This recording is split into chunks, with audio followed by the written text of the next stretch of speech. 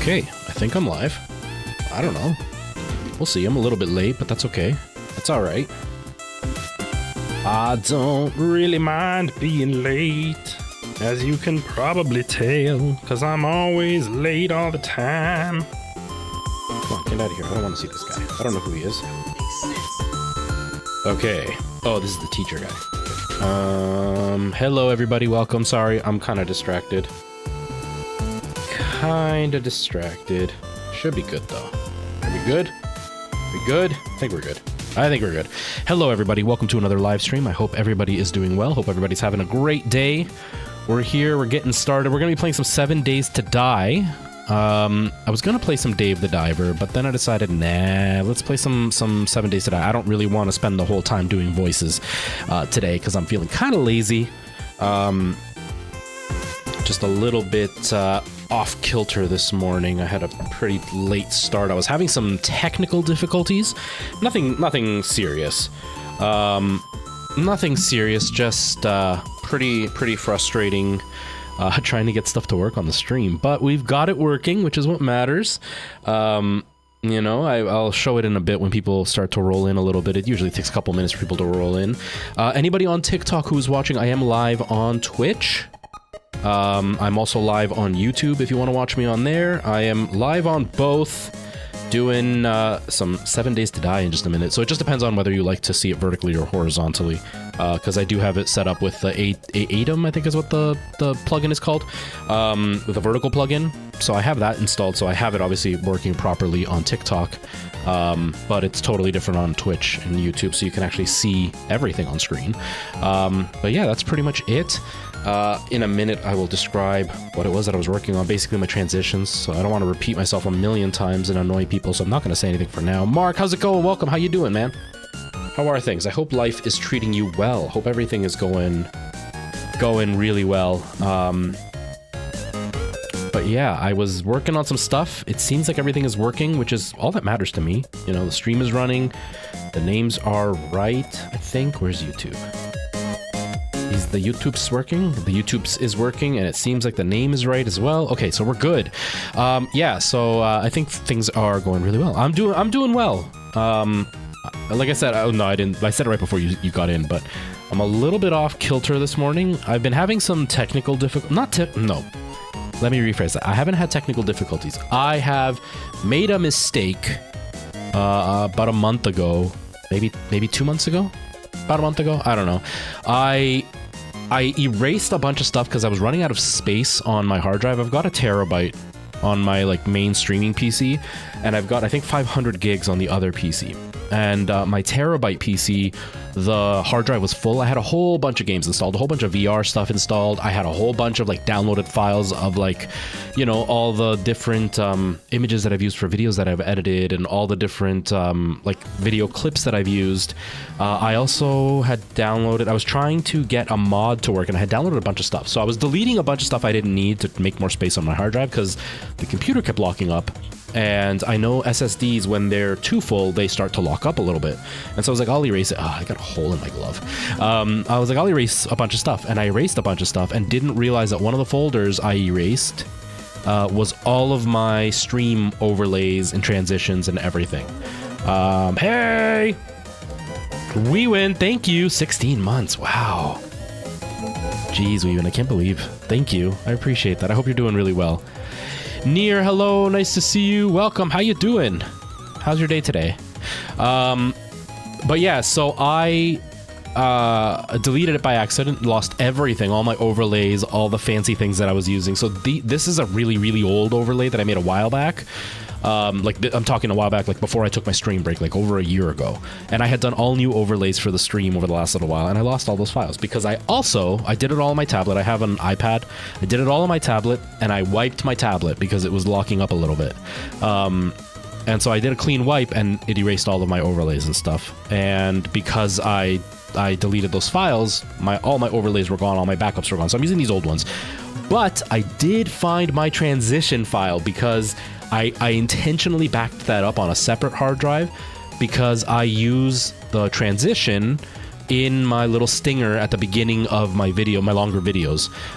Kind of like a 3-second intro, just so people kind of, you know, they know this is going to be a longer video or whatever. And so I found my transition. So I just spent the last like 20 minutes trying to get it to work. I was getting a really weird glitch. It wasn't a glitch. I'll explain why. I was getting this really weird glitch where it would do the transition and then it would switch back to my original window and then back to the new scene that I was in. And I couldn't figure it out. I thought the timing was wrong because you can set the timer of when it does the transition on OBS while the video's playing, so that way you can kind of cover the transition. And I was changing the times and it was still doing it. I couldn't figure out why, and I made the time shorter, I made the time longer, and it was still doing it. So it was really frustrating. And then I took my laptop and I looked up the folder that had the transition, and I had 3 different copies of the transition, and they all looked exactly the same. I thought maybe I had the colors reversed, because if you don't know, with the transition, you start with like a black background and then you transform it into a white background with whatever transition you're going to use, and that's what OBS uses as its outline for like, oh, black is the first scene, white is the second scene, and you're going from black to white. There you go. I thought maybe I'd done that backwards. Wasn't working. So I went and looked at the files, and then I realized that what had happened was when I saved the transitions, I forgot I had this problem before. When I saved the transitions, what it did is it went from black to white, and the end of the video had a little black portion of just like a blank spot at the end that I didn't crop out originally. And so what OBS was seeing was it was going from black to white, and then the black at the end of the video it thought was part of the transition. So it was showing my original scene, and then it would switch to the scene that I wanted. So it was doing this really weird thing. So I found the file that was cropped, where it did end on white, and then OBS is able to do the transition. So we have a transition, which I'm really excited.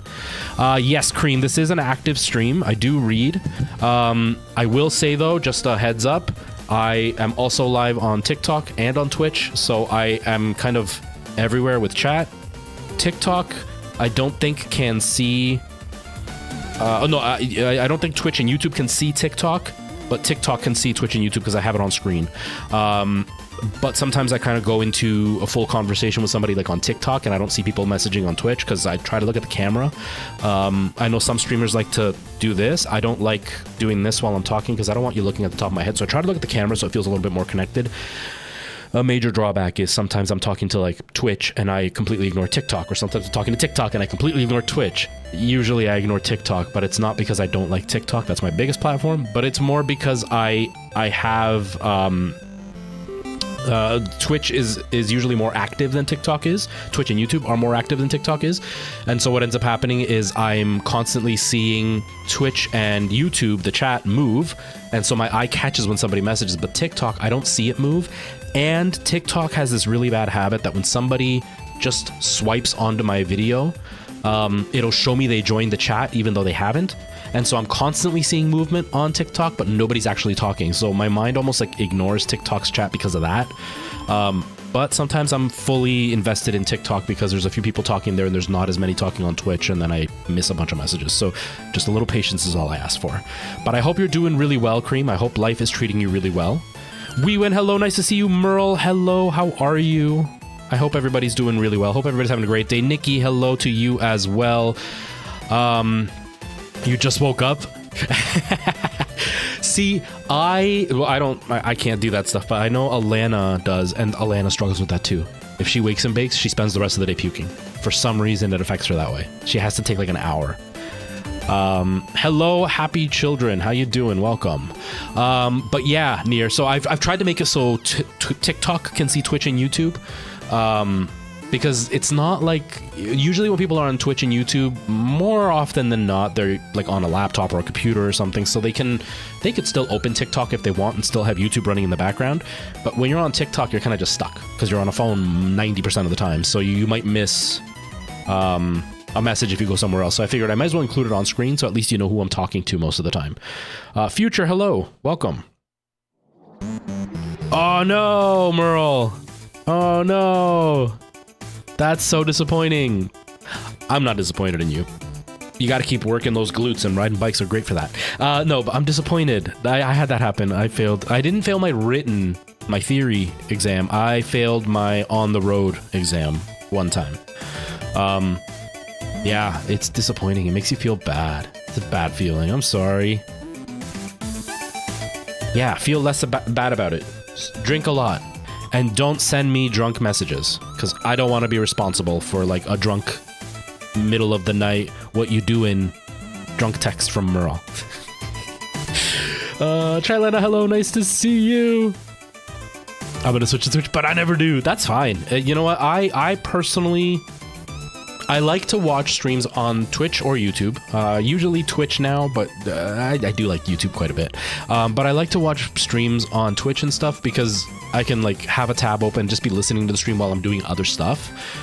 Whereas on TikTok, and I'm a big like black hole scroller. I'm one of those people that's just constantly swiping all day long, watching videos all day long. Like I'm glued to my phone. One, because I spend a lot of time alone, so it's at least noise in the house. But two, I always just have videos on in the background. But when I'm on TikTok, if a stream comes on, I can't do anything else. So I'm literally just stuck on my phone. So I don't like watching on TikTok too much, but I like the ease of TikTok. I like the way streams look on TikTok, even though they're kind of compressed. Yeah, I just feel like Twitch and YouTube are made much better for like desktops, and on the phone they've kind of, it just doesn't feel right, whereas TikTok seems to feel a lot smoother on a phone. Like it just feels more comfortable on a phone than it does on than Twitch or YouTube do. But yeah, I tend to watch on Twitch, but that's mainly because I always have something else on the go. I never just sit and watch a stream. It's very rare that I do that. But yeah, oh man, that's still frustrating, Merle. So anyways, the transition, I got my transition back. I was just talking about this before everybody popped in. I finally found my transition file. I got my transition back. Twitch and YouTube will see it. TikTok, for some reason, I hope they add this eventually. The vertical plugin doesn't do the transitions for some reason, which I don't know if that's just I don't know how to activate it on the vertical, or they just haven't implemented it. But I hope they do, because I worked really hard on this transition and I'm really glad I found it, but you're not going to see it on TikTok. For those who are on TikTok, just to describe it, basically it's the same. If you watch my long video that I just posted a couple of days ago about Dead Island, where you see like this like octagon shape kind of like bounce forward and back, and then my name pops in and then disappears again, that's what my transition is.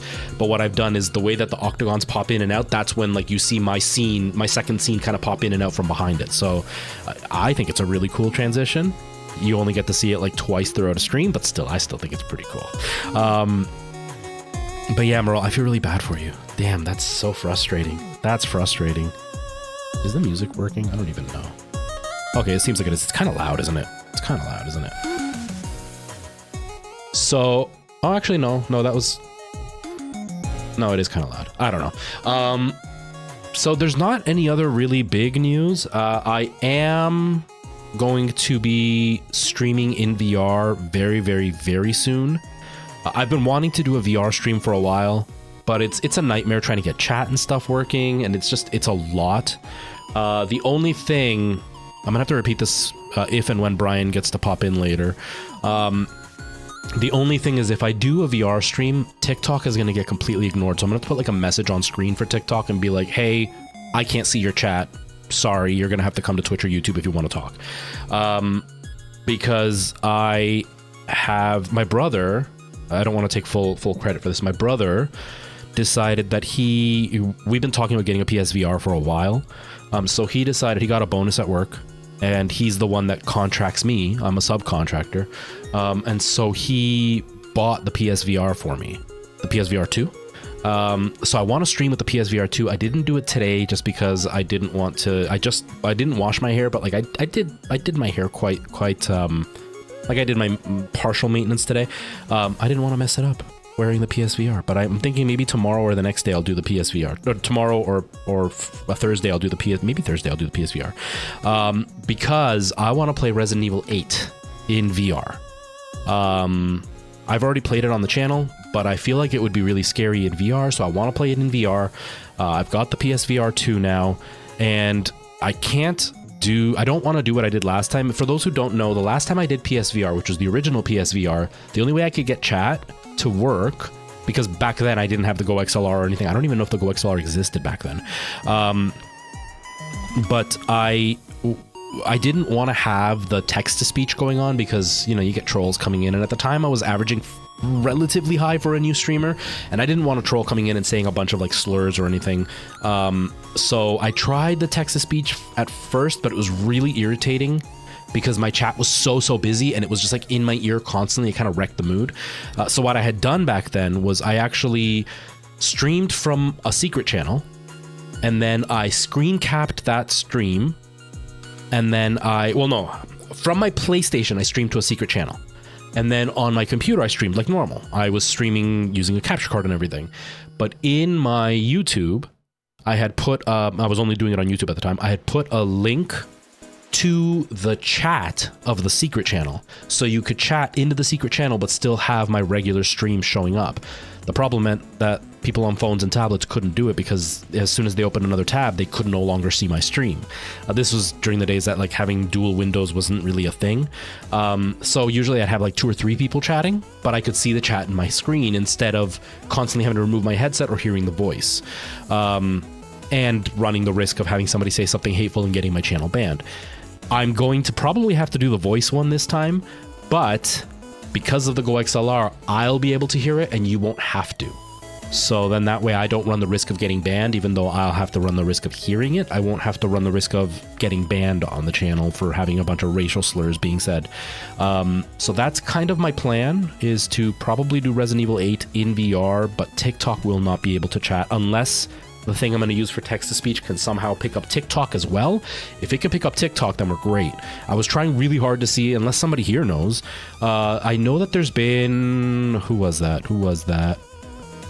I didn't see who that was. I am Julie. Thank you so much for the follow. I really appreciate that. I have seen years ago that there were bots that used to be able to take your chat from like Twitch and then just repeat that same chat into YouTube or vice versa. Back when like Restream wasn't really as powerful as it is now. So that's what I used to have friends that would stream to 2 platforms, and then they would actually have their Twitch stream. The bot would copy it, whatever anybody said, into their YouTube, and then the bot would also copy anything said in YouTube into their Twitch stream, so both chats could see what the other chat was saying, to keep track of everything. But I've been Googling and I can't find anything. I'm guessing this person might have like made their own custom bot to do it. I don't know. But I haven't been able to find that. If I could find that, then I would do the secret stream way again and just have it forward the messages to my headset. But I haven't been able to figure out a way. But yeah, that's kind of the plan. And that's kind of where we're sitting. Groceries, thankfully. Me. My hair. The only thing is I've got... Oh, it went away right now. This curl. This stupid curl. It's supposed to go over here, but it won't. It just keeps... As soon as I move, it goes right back. It's frustrating me. But yeah, I tried a little bit of a different way of doing my hair today. Normally, I use mousse. But normally I use more mousse than what I use today. And sometimes when it's a bit poofy, I'll use wax. Not wax, it's like a paste, to kind of texturize it and flatten it a little bit. I didn't use the paste today. I used a little bit of hairspray to kind of hold it in place, and I used way less mousse, so it would be a little bit more luscious looking, and I'm on the fence on whether I like it or not. I don't really like the hairline. It's a little bit too clean, but if I pull it down a bit... I have to do my maintenance in a couple of days anyway, so I'm trying not to like do anything too crazy because I'm gonna have to take it all apart in a couple of days. But yeah, I think it looks pretty good. I like how textured it looks. Oh my god, curly hair! I never realized how complicated it is to take care of curly hair. I had no idea. Like, it's crazy. I am Julie. Right now, I'm just kind of giving a breakdown of what's been going on. I've been off for the weekend. I don't stream on the weekends right now. So I've kind of just been giving an update on what's going on with the channel, what I'm planning to do for the week. So I'm going to be playing some Resident Evil 8 is what I was telling everybody, in VR. I've already done Resident Evil 8, but in VR it's just so much scarier, and I'm hoping this one will be scarier because Resident Evil 7 was the scariest VR experience, the scariest horror stream I've ever done on the channel. And I've heard some people argue that Resident Evil 8 is scarier than 7. I think 7 is far scarier. But I also didn't find 8 scary, like, at all. But, that being said, I played 7 in VR and I played 8 just flat screen. So I feel like that is a reason why I felt that 8 wasn't scary at all and 7 was terrifying, was because of the VR. So I'm going to be playing through it again in VR. And hopefully that'll be a scarier event. So I'm thinking I might do that, not tomorrow because I stream at this time tomorrow, but I'm thinking maybe I'll do like a special stream Wednesday in the evening and see how it kind of goes. Not super late into the evening, because before I was starting at like 10 p.m. my time. I'll probably start closer to like 8 p.m., 9 p.m. my time, although that's still going to be really late for my European friends, so I don't know. We'll see. But I want to do something a little bit later in the afternoon, because right now it's too early for me to be scared. I won't get like as terrified this early in the day. So Resident Evil 8 Village, the one with like the big giant sexy lady. That one. Bori, thank you for the sub. I really appreciate that. Welcome, welcome, welcome. So I have had a really, really crazy thing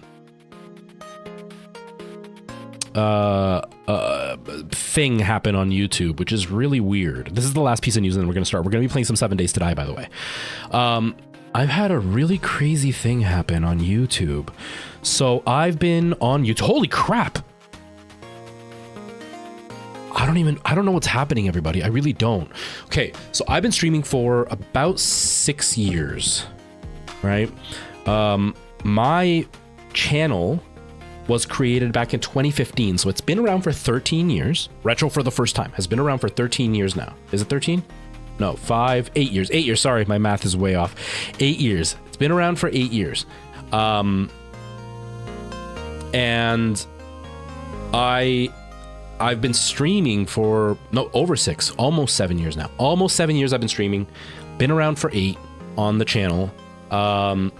And for the last like 2 years, I've been plateaued at like 4.7. No, it was 4,100 is where I was stuck. I just couldn't get past 4,100. 4,100 is where I was like stuck and whatever.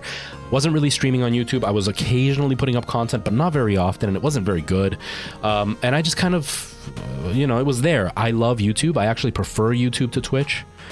Because I like that I can do everything on YouTube. There's like a Twitter style format on there. There's short form, there's long form, and there's streaming. I can do everything on YouTube. So I like YouTube. Plus I can go back. I think the biggest thing is I can go back to my very first stream ever and see it. I can't do that on Twitch. All my original stuff is gone, right? I don't like that about Twitch, but YouTube allows me to. So I like YouTube, but I just never dedicated enough time to it. And when I really started streaming a lot and I moved over to Twitch, I kind of just put YouTube on the back burner. Well, I've put up a couple of TikTok videos, TikTok style short form videos on YouTube, and they've blown up. They're a few months old now, but they've blown up. The one has something like 250,000 views. Now, I know on TikTok that doesn't seem like very much. I mean, I've got videos that get that not regularly anymore, but I used to have those views all the time on TikTok. But on YouTube, like my short form videos, like 600, 500, 300, 1,000 views, 700 views. It doesn't go very far. But then I've got one video about Point Crow. It's got 78,000 views, which is huge on YouTube. But I also have my one about a certain video game company reseller that potentially might have been getting sued. And it's got 300,000 views, which is the most I've ever had on any video. And it's quite a bit on YouTube. But because of that, the reason I'm telling you all this is I was stuck at 4,100 and something followers on YouTube for years. But in the last like 2 weeks, I've gone from 4,100 to now 5,310 subscribers. So I've gained over 1,000 subscribers in like a couple weeks, maybe a month. And so YouTube is really blowing up based on 2 videos. Now 5,000 is not a huge number. It's not now I'm going to quit my job and become a full-time content creator, but it is really, really exciting because I haven't had growth on YouTube in so long. And it's the perfect time because I am going back to making content on a much more regular basis. It's the perfect time for me to really start to push. I'm really, really excited for that. So it's been really, really interesting to see that kind of growth. I wonder where it'll go. I'm really excited. I'm hoping that I can get to 10,000. I would love to get to more, but I'm hoping I can get to 10,000. That would kind of be really cool for me. But we'll see what happens.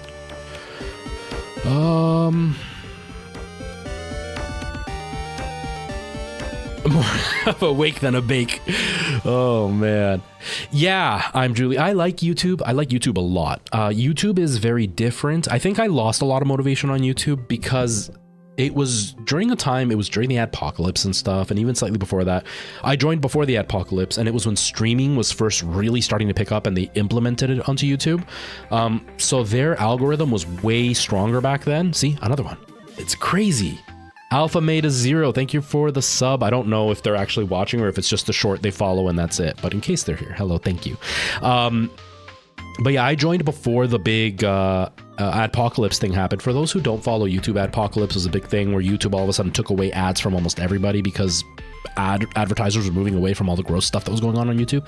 Anyways, before that, their algorithm was just like TikTok's, where it would just suggest you to everybody. So as long as you were live, you were getting new people. It was not unheard of to be live on YouTube and get 3 or 4 subs based on just somebody randomly finding me because I was suggested to them and them joining the stream. And so, you know, I was doing really well. And then the adpocalypse happened. At the same time, I lost my job. I had to quit streaming for a bit. And so when I came back, it was nothing. There was no growth. There wasn't a lot of work. Like there wasn't a lot of people coming by. So all the work was just getting unnoticed. It was really disheartening. And then I had to take another break because my grandfather passed away and I was taking care of my grandmother. And then eventually when I came back, I was like, you know what, I'm going to start on Twitch. So I started on Twitch, and Twitch didn't have as rapid as growth as I did on YouTube. But on Twitch, I was getting far more support. So I had like 1,000 followers on Twitch, but was averaging 10 people. But I had like 3,000 on YouTube and I was averaging like 3. So it felt a lot more rewarding on Twitch than it did on YouTube. And then on Twitch, I also was getting payouts on a regular basis. On YouTube, I never got payouts because the incentive isn't there for people. The community isn't built that way to donate to people live on YouTube. So it was a lot less money on YouTube. I didn't realize you could really make money as a streamer on Twitch until I was on Twitch. And so I kind of got really demotivated on YouTube. And I would post videos, but they would get like 20 views. And you know, when you spend 6 hours making a video and then it gets 20 views, it's really disheartening to put that much work in. And then TikTok came along, and then I didn't blow up. I'm not, you know, a gigantic creator, but I've got a following. And that really motivated me for TikTok, but YouTube just felt kind of disheartening.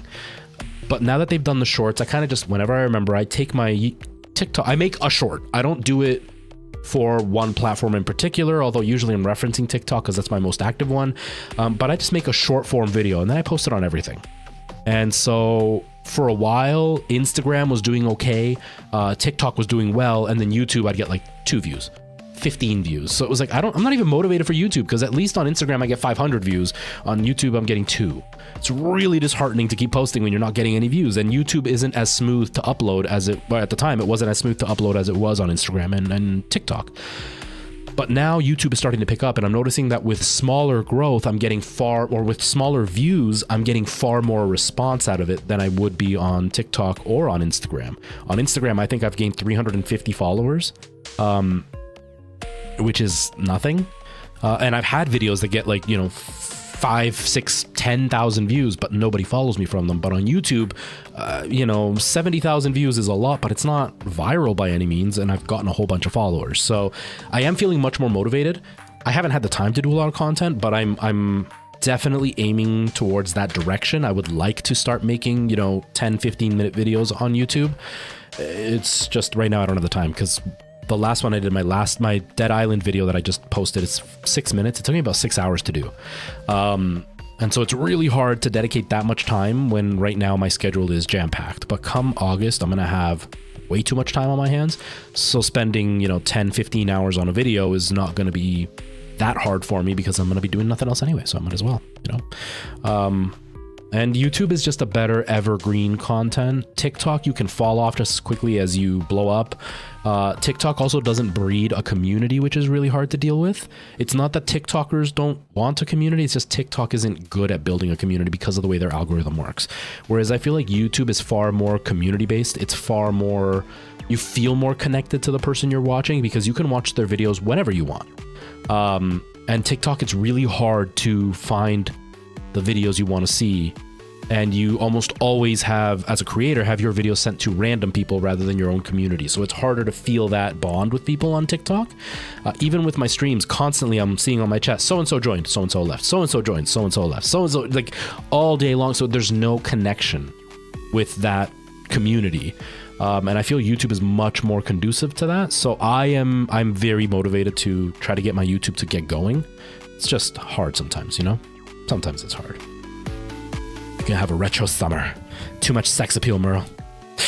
Oh man, but yeah, so that's kind of the plan. Right now we're gonna play 7 Days to Die. Tomorrow we're probably gonna do Dave the Diver, and then either Wednesday or Thursday, maybe if I'm up to it, maybe I'll do a double stream on Thursday.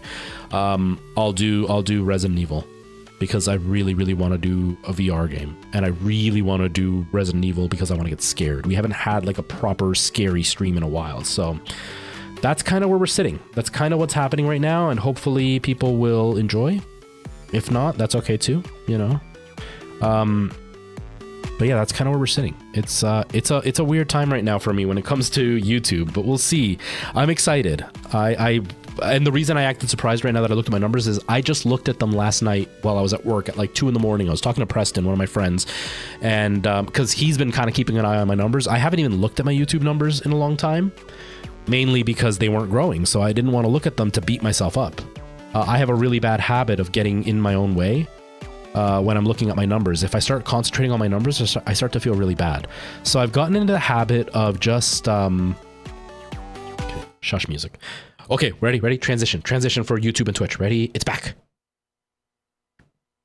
Yes! I love that transition. Anyways, I've gotten in a really bad habit, or I had gotten in a really bad habit of like constantly watching my views on TikTok. And it really breaks your heart when you have a video that, like, you know, gets 50,000 views. Oh, is my audio doing it again? I might have to reset the sound thing. But then I do another video and it gets like 500 views. And it can make you feel really bad. So now I've gotten into the habit of just checking my notifications and that's it. I don't look at my numbers anymore. And so I haven't checked YouTube. I just don't look at my YouTube numbers. And I never got notifications on YouTube until recently. And so I just kind of avoided it. But Preston would be like, hey man, you're like at 4.1, you're getting, you know, you're getting bigger, you're at 4.2 or whatever. But it wasn't really fast growth. It was like, you know, 5 followers here, 6 followers there. So last night I messaged him. I was like, dude, I reached 5,000 followers. And he's like, really? And then he looked, he's like, oh my God, it's 5.1, 5.17, I think is what he said. And I was like, that's awesome. So right now that I looked and it's at 5.3, since last night at 2 in the morning until now, it's, you know, 300 new followers or 200 new followers. Like it's crazy. It's a huge jump in a very short amount of time. So it's cool. Now none of the other videos are getting crazy views, which kind of sucks. So I don't really know what it is people like. I'm guessing it's the news, but like I did a Gary's Mod video, it's got 4,000 views. I did a video yesterday about Nightmare Creatures, only 500 views. The one before those 200, the one before that 200, 700. So like videos are kind of everywhere in view count, but I think YouTube is much more conducive for news, so I might try to push a bit more news content. But yeah. I'm Julie. Thank you. I appreciate that. My stream is very much... TikTok's pretty much like the bar where we all come, drink, laugh, and what's going on. Yeah, and it's kind of where you hear the latest gossip. But it's not like a club. You know, it's not like when you hear about the Riven Saber, thank you so much for the sub. It's not like when you join like a hiking club or something where you see the same friends all the time and you meet and you hang out and talk about your personal stories. It's more like the random bar you go to where you see the drunk guys talking and you talk about the latest gossip, you hear the news or whatever. It's a lot less connected. Now, as far as my stream goes, I try to run a stream that is very... I try to picture it like we're all hanging out at my house, like not a big group because obviously then it wouldn't feel as cozy. But I try to picture it like you and I are hanging out on my couch chatting. I'm playing a video game. It's just kind of on in the background. We're taking turns playing. We're just chatting. Like that's what I try to make my stream. Some people try to make their stream like a TV show. I have a buddy, Duty Beard. I bring him up all the time. I don't even know if he ever lurks, but I bring him up all the time because he's very creative. And he runs his stream like a 1990s Nickelodeon variety hour show. It's very crazy. It's very out there. It's very retro. Love his content. Other people try to play it like it's a sports event. Like if you're watching the NFL or the NFL, like if you're watching NFL or NHL and you're sitting there and you're watching somebody play and you're watching for their skills. I want it to be like we're hanging out at my house. So I try to be much more chill. I'm also very talkative, so it just makes it easier for me to be talkative if it's that much of a casual stream. As far as tips are concerned, if we're talking about YouTube video content, I don't know too much about it. I do know some, but I can't lie to you and be like, oh, this is what you need to do to grow, because I don't fully understand the algorithm. I will say a very important thing you need to get good at is learning how to read analytics. I don't know how to do that, but you should research analytics so you can kind of understand what they mean. You know, the age range of people watching you. Thank you for the follow, Stormtrooper. I appreciate that. You want to make sure that you can kind of understand what age range you're trying to make content for, what gender tends to be watching you most, because that will also dictate kind of how you're going to form your content. Because obviously men and women aren't really different, but there are certain things that men and women tend to be more gravitated towards, just based on like the way it's formatted. Do you know what I mean? You know, like the women that rely more on their looks when it comes to content, most of their viewers are going to be men, right? It's not always, but most of their viewers are going to be men. Men really get attracted to looks, so they can kind of discount a lot based on looks, whereas, you know, women will be attracted to different things. And so you want to look at the gender that you're kind of making content for and see what would sell better to them. You have to kind of think of it like a business, like an advertising business. I'm not trying to say that, you know, men think one way, women think another way, and that's the way it is. I'm just saying you got to think of it like, look at the statistics of what sells better, right? You know, if you look at an ad for like a women's line of clothing versus like a man's line of clothing, the advertising is very different, even though they're selling the same thing. You kind of want to look at your stream that way. Again, I'm not good at that stuff. But I will say algorithms are the gods of any content you make, and you have to adhere to what the algorithm wants. Mainly in the sense of like, see what works the best for the viewers to manipulate the algorithm. People get really, really mad at me, and I get a lot of comments about it because I will use a lot of hyperbole in the first like 5 seconds of my video. For those who don't know what hyperbole is, it's an exaggeration that's not meant to be taken seriously. So like the video I made about Point Crow, I've gotten like every other comment is people objecting to me having said Nintendo ruined Point Crow's life. I don't think Nintendo actually ruined his life, but it got your attention. And it got you to watch the rest of the video while you're angrily typing that I'm an idiot for saying that it ruined his life. Did they make his life a little bit more frustrating? Absolutely. But they didn't actually ruin his life, and I'm not expecting you to believe that Nintendo went in and destroyed his life and now he's homeless and has nothing to do. And so I know that the hyperbole is going to get people to sit through and watch. It's almost like clickbait. It'll also, if they're angry enough, will make them comment, which then also pushes it. So you want to look at stuff like that with the algorithm. You also want to make sure that your editing style suits the format that you're on, because you're going to edit very differently on YouTube for a long form video than you will for a very short form video. Word names, thank you so much for the follow. I really appreciate that. You know, TikTok is very, very quick, rapid. You want to have like your point made within the first few seconds, and then you want to constantly have switched up stuff because you want to stimulate people. YouTube, on the other hand, can be a lot slower paced. You can have blank spots. You can have things where you don't say anything.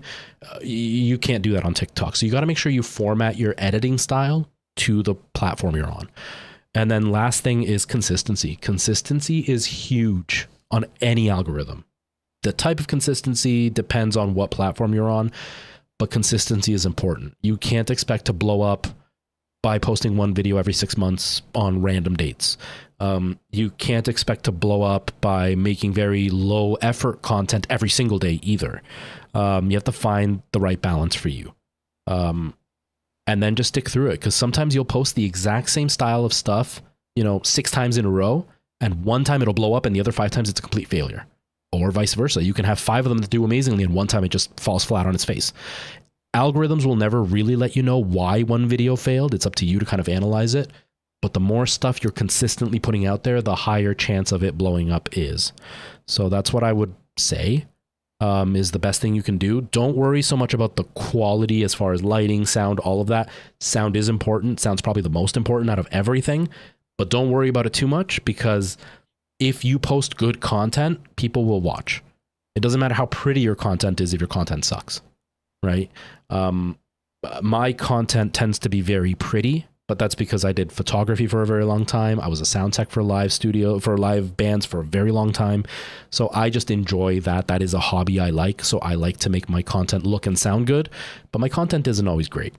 There are times that I go back and watch videos and I'm like, oh, why did I word it that way? I should have said this. Or like I'm remaking some of my older fun fact videos about anti-piracy because I don't like the way that I lit the original ones and the way that I kind of portrayed the information. But yeah, that's pretty much it. Outside of that, there is no answer. People that tell you this is what's going to make your channel grow, don't ever believe them because there is no one thing. If it was that simple, then lots of people would be blowing up every day, but they're not. It also is, it's not about like very superficial things. Like it's not about, like with streaming, it's not about, you know, pick the game. The game's going to blow you up and it doesn't matter. That doesn't matter at all. It's about you. So just take your time and keep trying, discover what works for you. Because if you go back to my very first TikToks to my TikToks now, they're very, very, very different. Even when I got this genre of like talking about game facts and stuff, if you look at my original ones about game facts to the ones I have now, it's very different to how I used to do it. But you have to find what works the best for you. And that's pretty much all you can really give anybody as far as guidance goes. And then it's just about being business savvy and being like pushing yourself to continue, because it can be very hard. I was talking to a friend just recently, and it can be really disheartening when you are working really hard and it's just not going anywhere. But it's the people who continue to push really hard and continue to try to evolve that will grow. Because if you keep doing the same thing and you're not growing, then obviously you're not going to continue to grow if you just keep repeating the same things. But if you slightly change things, play with the different ways you're providing information or doing whatever you're doing, you'll eventually find things that seem to work and things that don't. But that's how you're going to progress. If you just decide you're going to do it one way and you're going to continue it that way, you're never going to grow. So it's be willing to kind of change the way you see things. Try to look at your content and not be subjective with it, because we're all proud of our stuff. Even if we cringe when we watch ourselves and we're like, oh my God, I look so stupid in front of the camera, we're still proud of what we made. But sometimes you like it because it's your work and not because it's actually good. So you have to be willing to look at your work and be like, okay, what did I do wrong? What about this isn't working? And then kind of shape your work around that. That's pretty much all I can really say. All right, Merle, you AFK away. Thanks, Solitary Man. I hope you're doing well. Thanks so much for popping in. I appreciate that. But yeah, that's pretty much it. That's all I can really say. You know, Symbol, hello. I feel so bad calling you Symbol because I don't actually know what your name is. I'm sorry. I say it every time. You know that already. Okay, let's get back to it. Can I like exit my exit thing? I don't want to. Yeah, there we go. Okay. All right, Trader Joel. Did I? Okay. Yeah, we just returned it. We didn't actually do anything, right? Never mind. Hold on. What's my? Is the volume okay? Yeah, it's just quiet in my ears. Sausage rolls. I like sausage rolls. No worries, Julie. You know, it's always hard when you first start as a content creator to try to figure out what it is that you should or shouldn't do. I think the big thing I would say to you or to anybody is don't overthink it. There are things you want to like really analyze while you're working, but don't overthink it, honestly. There's that saying that if you that people consider themselves like the star of their show, but you're only the star of your own show. Nobody else is looking at you that way. Nobody sees you as a star. You're an NPC in everybody else's world. So try to look at content that same way, that you are an NPC. And so where's the...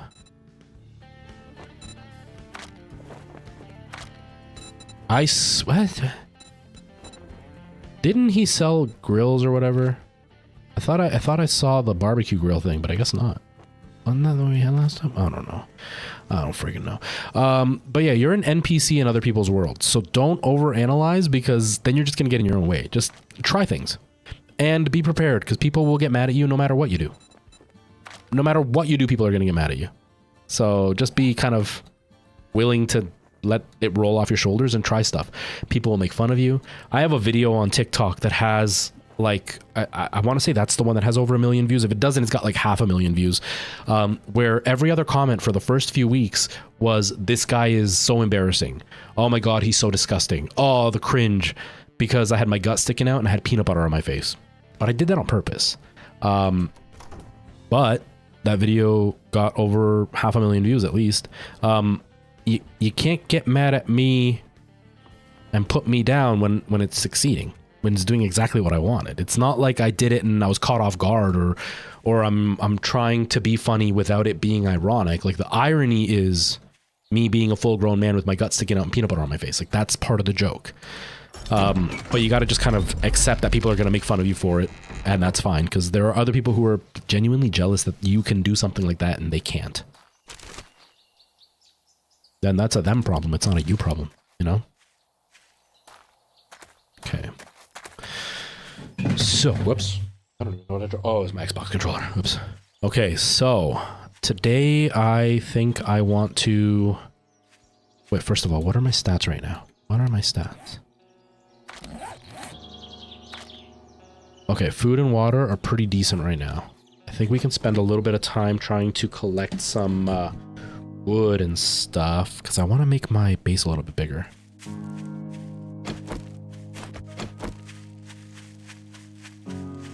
Let's put some stuff away before I mess up and die.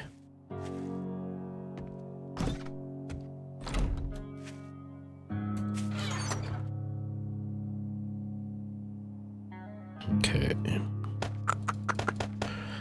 Man, this game's so fun. This game is so fun.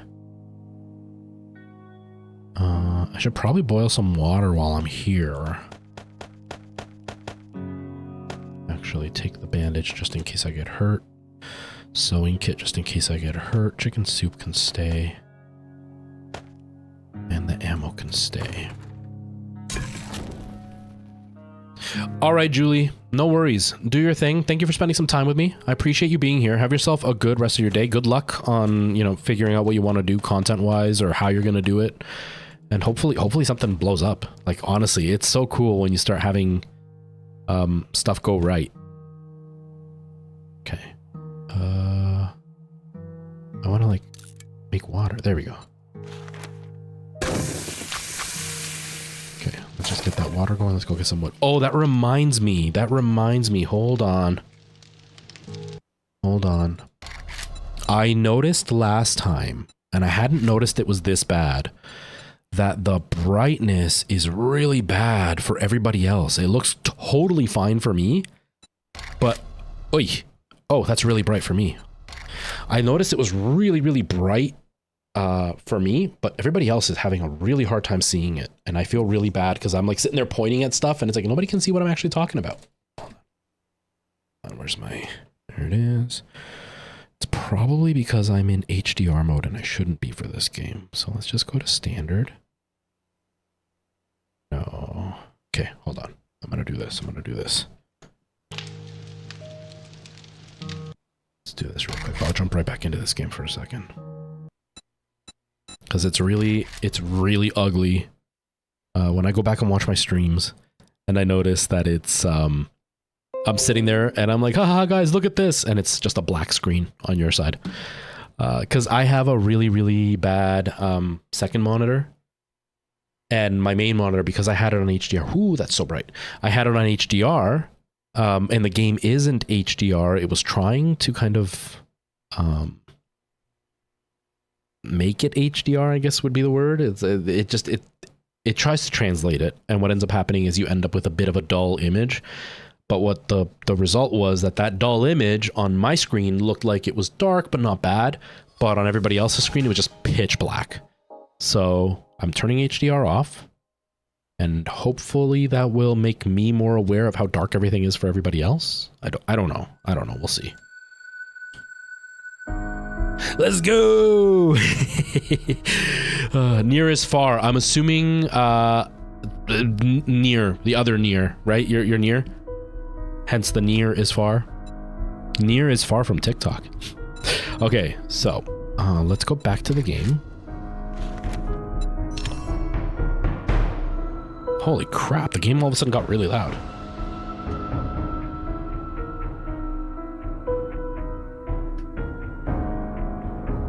Okay, hopefully that's not unbearably loud. Okay, I think that's okay. It got really loud all of a sudden, I'm sorry. Oh man, okay. Now, let's see what happens here. Nah, it's good. It's good. There's some people that come with like the strangest spellings of certain words, and it's so hard for me to try to remember because I'll get people that will literally pop in just one time ever and I'll never see them again.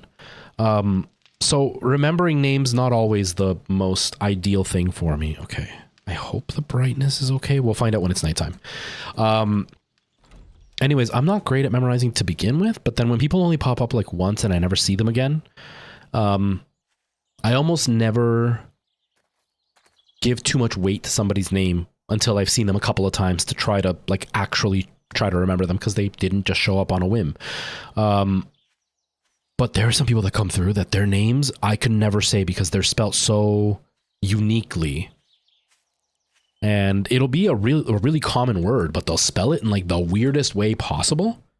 And so that makes it that much harder to try to remember or try to figure out what they're saying, like what their name is. It does make it easier to remember them in the long run, but initially I struggle. It's like the one person that just messaged on TikTok a little while ago. Lalo Garza. Okay, I just saw the message. They're probably gone now. So I've been getting this a lot in my comments on TikTok, and I don't see it. I want to show you two pictures, everybody. Two pictures, real quick. Give me a second here. So I get two commented to me all the time. And like one, I totally understand. I see it. I totally see it. But the other one I don't see it at all. But you know, I'm me, so maybe I don't see it, but everybody else will. So one is a fellow streamer and the other one is a voice actor. Now I want to be a voice actor, so like, yeah, I wouldn't mind. But I don't see it on this one at all. Like not even a little bit. So Twitch, YouTube, look at this. Image, browse, downloads. So the first one is this person, Eddie VR. I see this. I can see this. Right? TikTok, I'll show you in just a second. Oops. I switched it over without actually realizing it was going to not be added. Okay. Image. Was it this one? I think it was this one. Yeah. So like, I can see that. Oh, which way? Right? I can kind of see that. Right? A little bit. I can see it. TikTok, I'll add it to you too, just so you can see it so you're not left out either. Right? Like there's a similarity there. There's Eddie VR. I can see it. I can definitely see that. We look like we could be cousins, brothers, whatever. But you know who I don't see and I don't understand is this one. Lalo Garza. Lalo Garza is a Mexican voice actor, and he does Dragon Ball. He's really well known for doing a lot of anime voiceover work. I mean, we both have bushy eyebrows, I guess. And like, we both have big noses, but like, I don't see it. Like, I'm a lot darker than he is. And like, I don't know. I don't see it. Do you guys see that? I don't see it. I don't see it, but I get Lalo Garza a lot. The haircut, yeah. Yeah, I guess I can kind of see the haircut. I don't see this one. I definitely see Eddie though. And Eddie's hair in this picture in particular is far more similar to mine. Right? But yeah, Lalo I don't see too much. I don't see Lalo too much. I do see Eddie VR though. Like Eddie VR I can see a lot more. It's the Latino thing. We're all Latinos. We all kind of look similar. We're the lighter skinned Latinos, and I see it. But Eddie, I don't see so much. But again, I don't see myself the way other people see me, right? So it's a little bit harder for me to see it myself. There's a streamer that I follow who I swear she looks like oh, I can't remember the actress's name. It's the actress that played the latest Doctor in Doctor Who. I swear she looks like her. Other people are like, no, I don't really see it, but I see it. Or like I have a friend, she's another streamer, and I've been watching documentaries, and one of the hosts of the documentaries looks exactly like her to me. But she doesn't see it. It's weird. It's weird. But I don't know. I guess we just see ourselves so differently. But I see Eddie a lot. I don't see Lalo so much. I don't see Lalo too much. But a lot of us Latinos have a lot of very similar features, right? Having kind of that mixture of like indigenous blood and Spanish blood. Yeah, I can see it. Okay. So I'm going to collect a bunch of wood because I do want to make my base a little bit bigger. It's very, very, very tiny. Is there... So for those who don't know, I am... Can I modify with anything? I don't think I have anything to modify with. I don't think so. For those who don't know what I'm doing, I am... Oh, okay. I'm playing this 7 Days to Die, but I'm not really an expert at it, and I'm kind of going in blindly. This game has been around for a very long time, but I don't actually fully grasp everything that needs to be done in this game. It's a little bit more complex than a lot of other survival games in certain ways. It's also a little bit jankier than other survival games. It's an indie dev, so it's not super, super intuitive all the time. But it's really fun. But you will see me kind of stumbling around. I don't know what I'm doing 90% of the time.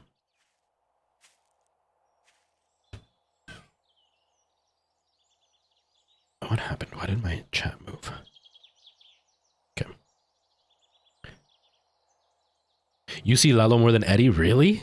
Weird. Yeah, you did spell their name right. That's weird. I don't see it at all. When I looked them up, because I had gotten Eddie many, many times. Like that comment, at least once a month, I get somebody commenting, Eddie! Or they'll tag him in my comments. And I was like, that's so weird. But I see it. I'm like, okay, I get it. I get what you're talking about. You know, but then I got Lalo for the first time. I've only gotten it like 3 or 4 times. Blogman, thank you so much for the sub. I appreciate that. I've only gotten like 3 or 4 times in the last 7 or 8 months. But when I looked them up, I was like, I don't see it. I mean, we both have really bushy eyebrows, so I do see the bushy eyebrows. I don't see it, but okay. And then I watched a video because I was like, maybe we act the same, and I was like, no, we don't even talk the same. Like he's got more this kind of nasally voice, and I don't think I do. And I was like, all right, I don't see it, but yeah, I don't see it. Oh. Yeah, you can see the Eddie resemblance, but you see Lalo more. Tyler, thank you so much for that sub. I appreciate that. Yeah, no, I totally see Eddie, but again, I see myself differently than other people do, right? I don't necessarily see myself the way other people see me. And I think that's just human nature that we do stuff like that. Because some people see themselves as far uglier than they are. Some people see themselves far hotter than they are. So I think it's human nature to just not see yourself accurately. But yeah, I don't see Lalo. I see Eddie big time. I don't see Lalo though.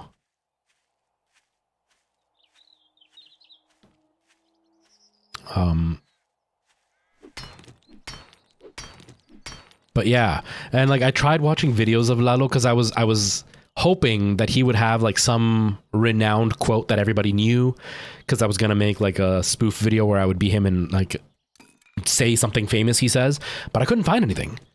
I know he does voiceover work for like Dragon Ball and stuff, but I couldn't find anything that would definitively be like, oh, that's Lalo. Like, you know when they show like Comic-Con clips and you see voice actors and they always ask him to say the same thing a million times. Like, I am a big fan of The Last Airbender, and I love Toph. She was my favorite character. And Michaela is She is like one of my voice acting crushes. I love Michaela. And every time I see a clip of Michaela at like Comic-Con, they're always asking her to say the I'm not Toph, I'm Melon Lord. Or to do the scene, there's like multiple of the scene of the boulder doesn't want to fight a little girl. And she's like, you mean the pebble? Or whatever it is her line is. It's like, I tried to see if he had anything like that so I can make a funny video as Lalo Garza, but couldn't find anything. And then Eddie VR is a streamer, so there's not really a catchphrase that I can take from Eddie VR. But I was considering going to like the dollar store and getting myself a bandana and like pretending like I'm like, how did I get there or something like that. But we'll see. We'll see.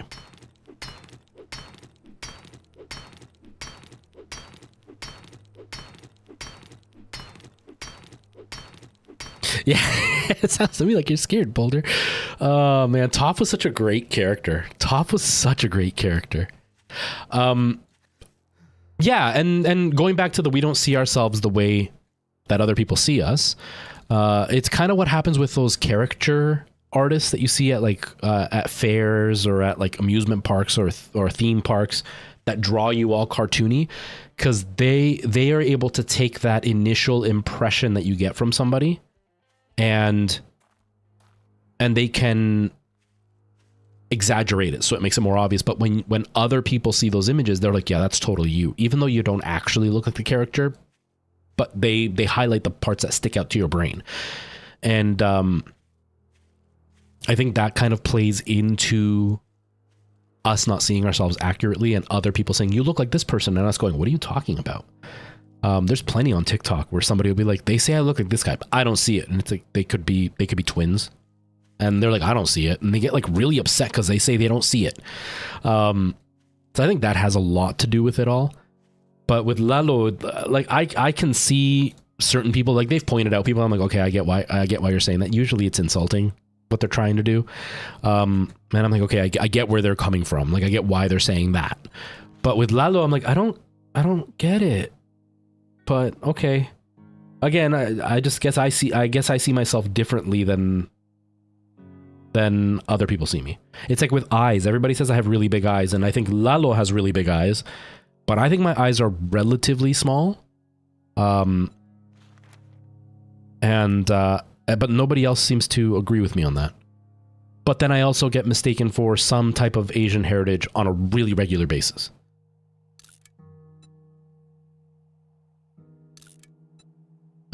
Wait, what's happening? Why am I not building the blocks? I'm trying to build the block here.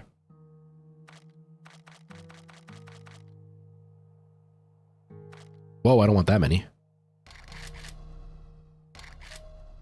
I'm so confused. What's happening here? Okay. I want to build a building block. I'm not building it. Why am I not building it? This is so weird. Craft. Oh, there we go. Whoa, W is not working for some reason. Weird. Hello, Crazy Potato. How you doing? Yeah, a lot of it is bait. A lot of it is just to make somebody mad. But I'll see what they're pointing at. Like, I get a lot of comments on my nose. I have a lot of scars on my nose. And I'll get a lot of comments on that. It's usually like some 12-year-old kid who all they do is post meme content. So it's not really, you know, revolutionary. But like I don't watch it, but I've seen the picture of the character they're talking about. Naruto apparently has a character and their nose is super bumpy. And I've gotten tagged with that a lot. And I'm like, okay, I get where they're coming from. I got a bigger nose and I've got a lot of bumps on it. So I can see that. But sometimes I get comments and I'm like, where are you getting that from? I don't look like that. That's weird.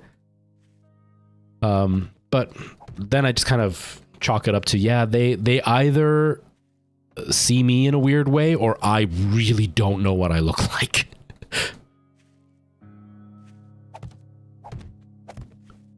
Okay.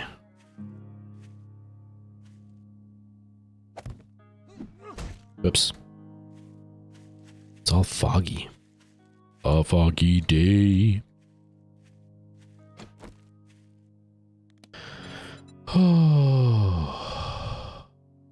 Oh, wait. I think I'm an idiot, I think. I mean, I know I'm an idiot, but I think what I was just doing was me being an idiot. That was me being an idiot. I was pressing A instead of W. I'm using a Razer Tartarus as my keyboard, and if you don't know, it doesn't actually have like the regular alphabet on there. It's just a bunch of numbers. And so like technically I have 8, 12, 13, and 14 as my WASD. So when it was saying W, I was pressing A thinking it was W. That's why it wasn't letting me do the thing. Oh yeah, I keep meaning to do that. I put it in my inventory to read it and then I forgot. Haha. Seeds, cotton, nice. It's probably driving you crazy, wasn't it, Weevan? It's probably driving you crazy. Timber! Ah, I do get wood from that, nice. I'm really excited to do Resident Evil. I think the only thing I'm concerned about is the microphone for Resident Evil. I don't want to lose microphone quality, but I might have to use my, oh, it's over there, my HyperX Clouds and use the built-in microphone. Because with Resident Evil, I am going to have to move further back so I can move my arms around, because that one actually has VR controls. Resident Evil 7 didn't have VR controls. And this one does, so I might have to use that cheap microphone just to kind of get it to sound okay. We'll see. We'll see what I decide. It's going to be weird, but I'm really excited for some Resident Evil.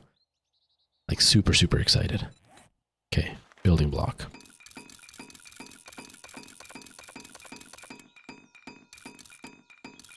Okay, so this is giving me a bit of a bigger house. Hopefully that'll do something. Now, I know that I'm trying not to have too much backseating, Weewin, but I've seen people that use like spikes and stuff as protection outside of their bases. Is that done through the building block, or is it like a different recipe that I need to learn? I feel like I'm playing Minecraft right now.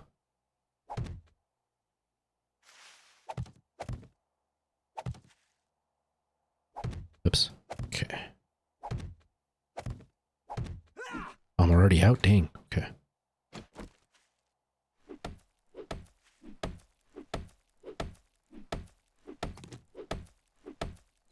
Does it give me, is it giving me wood? It is, but not a lot of it.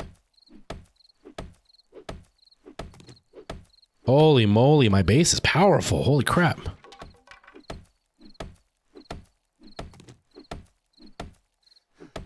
I ran out of stamina and all I did was break one block. Holy crap. Okay. Let's keep building some blocks, I guess. I'll destroy it afterwards. It's gonna, oh, I'm pressing A again. It's gonna be, oh wait, barbed wire fence. I could do it right there. Okay, okay, okay.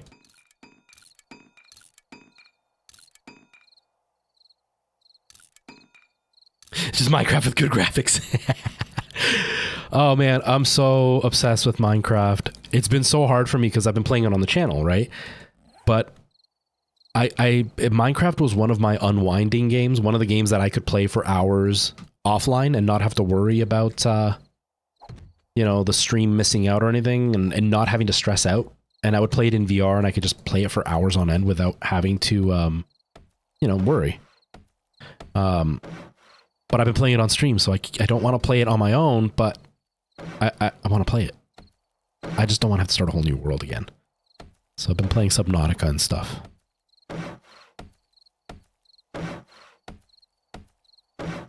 Holy moly. Okay. The base is not super complex, but we have a base. So I'm kind of happy about that. It's getting to nighttime, so I gotta keep an eye out on my tablet to see that the lighting is okay.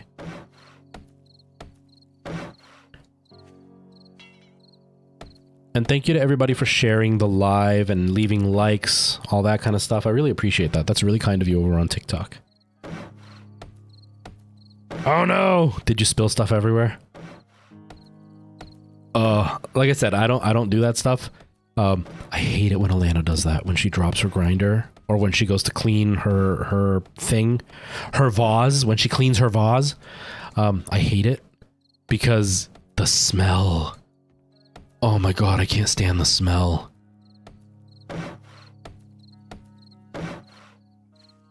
You know, get the vacuum.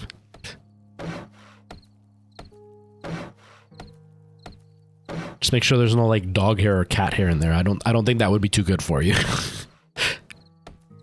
Okay. I don't think I picked up a mission from the trader, right? So we might do that next day. I don't really want to be out doing stuff during the night here. Yeah, Alana likes the smell. I don't. I can't do it. It smells like an old skunk to me, and I just can't. Even the stuff that she's like, that's not skunky. I'm like, no, it smells like skunk. But it's kind of like cigarettes, right? Smokers smell cigarette smoke. And to them, it's like, oh, I need to smoke. Whereas, like, for me, it's like, no, it smells like burning. It smells gross. And I used to smoke. This is the part I hated about smoking. Okay, gotta fix my TUES. Okay, so now we have a way into this place, which is great. I don't necessarily need to, yeah, I don't need to, upgrade this part since they don't climb up here anyway, but I don't want my roof exposed. Oh, I left one. Sunroof. That's a sunroof. Preston, thank you so much for the GG. I appreciate that. How you doing today? How are things? Give me the water. We've got water.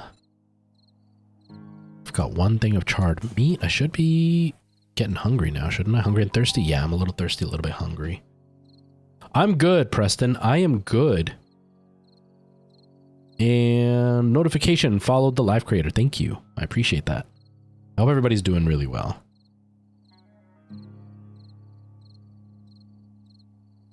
Maybe not the burnt smell.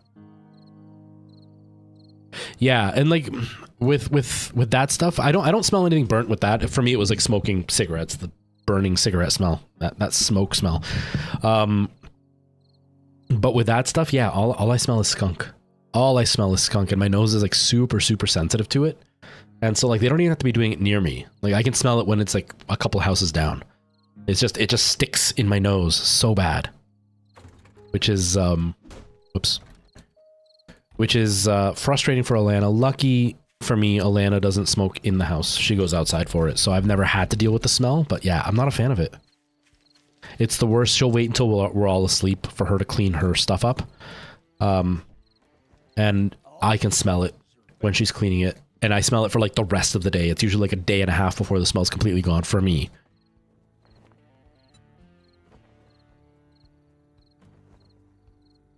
Notification.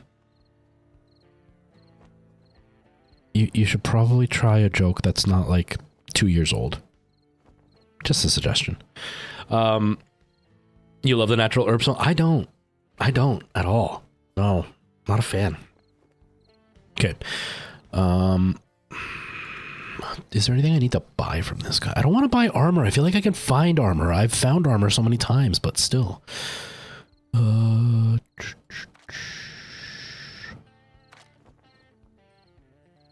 Reading materials. That's the bellows, shovel. Oh, there's the cooking grill. I didn't even see it there. 600 for the cooking grill. Damn, man. Bro's trying to rip me off. What does the wrench do? Is the wrench for attacking or is it for scavenging? 600 though. That's a lot. I don't know if I want to spend that kind of monies. Ooh, a jar of honey. Electric fence post. Crazy. A kitchen sink. I need everything in the kitchen sink. That's all for now. How you doing? Welcome. How's it going? You have a great day now. Let's just start the next mission. I'm not going to actually go do it because it's getting late and I don't want to do this at nighttime. Buried supplies. Do I want to dig for 20 minutes? Yeah, let's dig for 20 minutes. What I'll do is I'll plan it ahead this time. I'll dig like on an angle so I don't get stuck in the stupid hole. Or when I find it, I'll like dig my way out first and then I can pull it and run away from the zombies. That's what I'll do. That's my plan. That's going to be my plan. But yeah, going back to the natural thing, it also affects me differently than it affects other people. Alana laughs at me because I get affected very, very, very easily. And like, she's given me stuff that she's like, this is more for relaxing. It's not really going to do anything to you. And 5 minutes later, I'm walking around like I'm an Egyptian or something. Like not a real Egyptian, but like the hieroglyphic Egyptians. And she'll just like sit there laughing at me the whole time. And then I'll also feel really, really sick. And not like, you know how some people, if they over, I don't remember what word she uses, but there's like a name for like, if you overdo it, then you make yourself sick. It's not even that. It's just any kind of material that I ingest affects me that way. I broke both my ankles at the same time, and they gave me Percocet to take for the pain.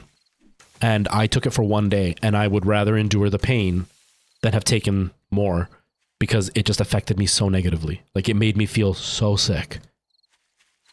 And again, it's not like I got a upchuck type of sick. It's sick like, you know, when you get a flu and you get like the cold fevery feeling and your body throbs and all that. It's called malaise, the whole feeling. That's what I get. So I can't. And it's really, really frustrating, because if I'm in pain, I'm just kind of stuck enduring the pain. Okay, what does the lighting look like? It's kind of dark, but it's still not full nighttime yet. Is it too dark though? Maybe it's a little bit too dark. Let's lighten the mood. All right, enjoy your walk. Hopefully the weather's nice. Yeah, malaise is just like an overall sick feeling. And it's describing that like you feel kind of achy, you're kind of sore, your skin feels sensitive. It doesn't hurt, but it's just like it's really sensitive when you touch yourself. And then you feel like that throbbing feeling that runs through your body. All of that, it's just referred to as malaise. And so that's what I get, which is like a really strange thing for me, because you know, you would think everybody else is having a good time. Why aren't I? You know, I feel like garbage. I shouldn't, but I do. Okay. Oh no, wait, no, never mind. Oh, but I do have these. Am I not wearing this? I should be wearing it. Oh, and goggles. I could be wearing goggles. Wait, hold on.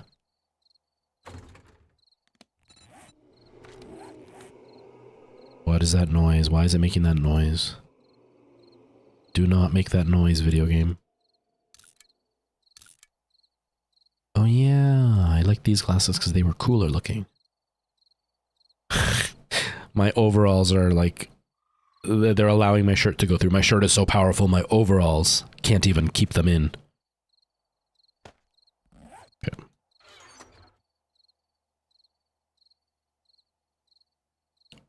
Wait, what did I say with my last sentence? I didn't hear it. I just said things without thinking. What did I say? What embarrassing thing did I say this time?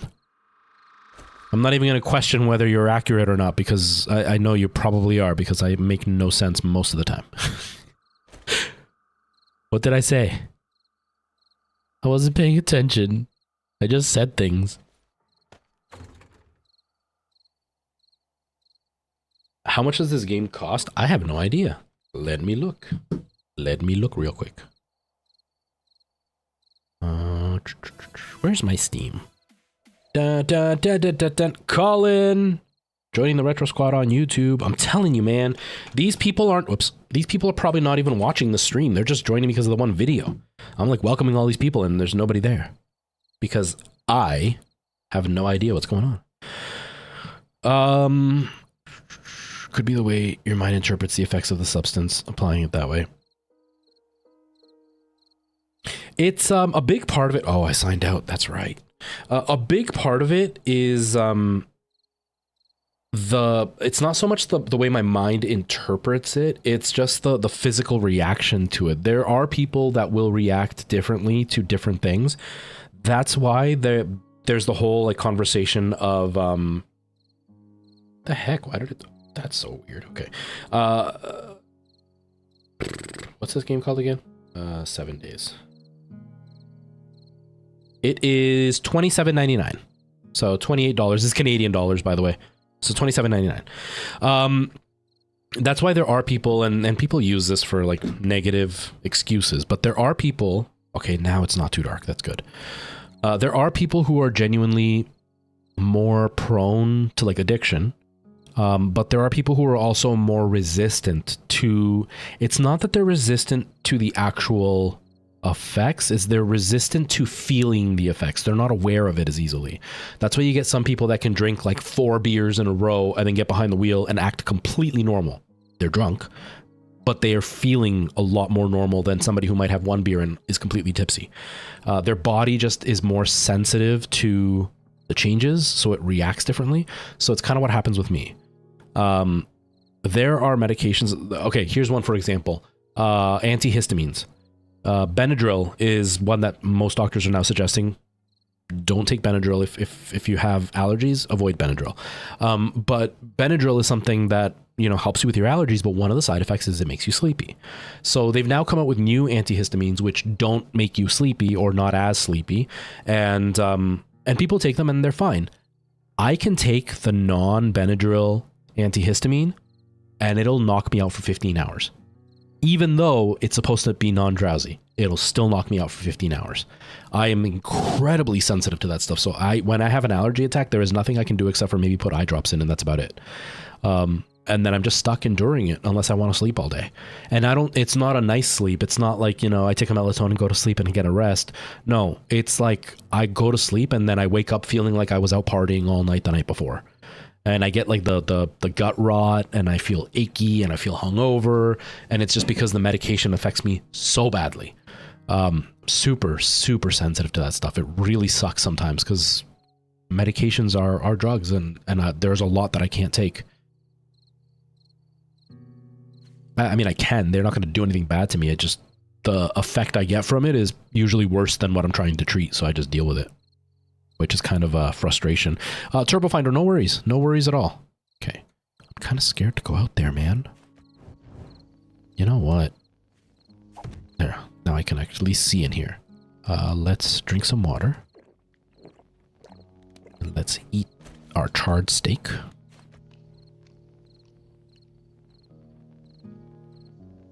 Yeah, and that's it. It's just not worth the hassle. Now, obviously, if the pain is severe enough, then yeah, I'll take something stronger and I'll be fine.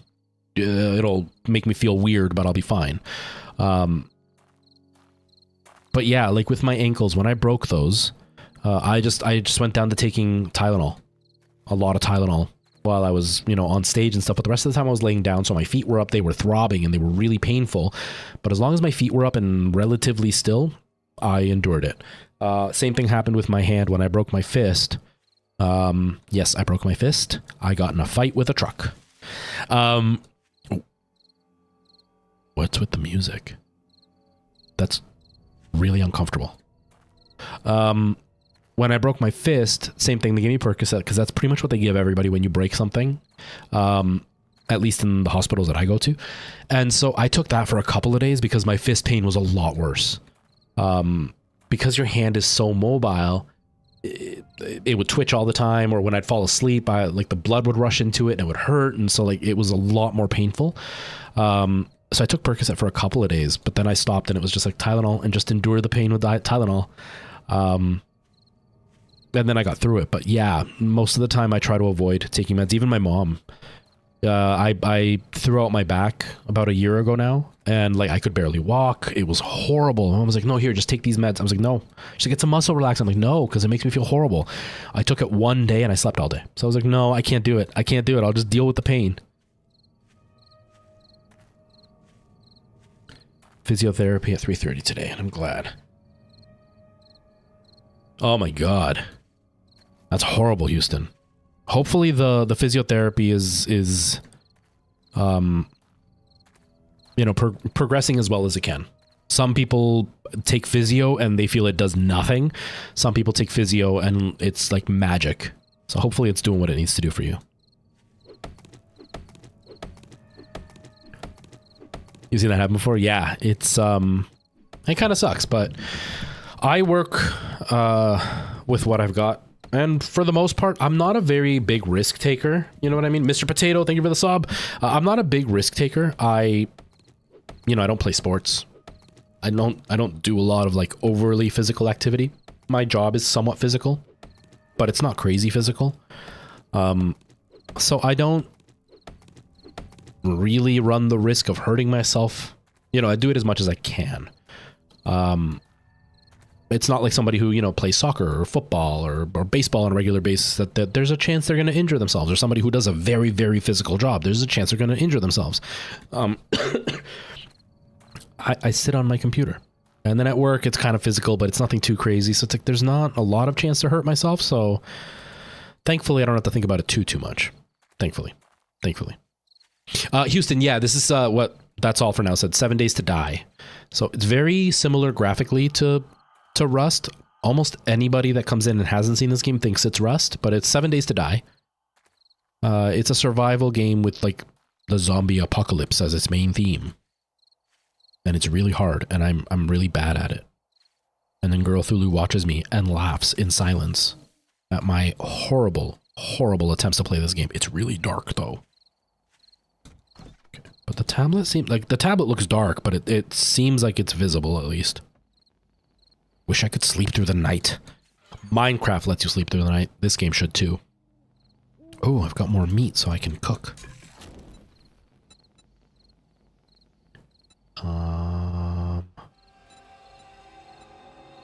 Baked potatoes. Show me the recipes. I need 5.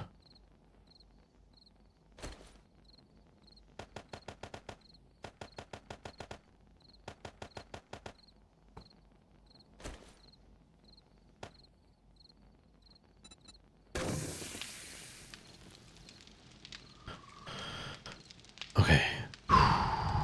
So stressful.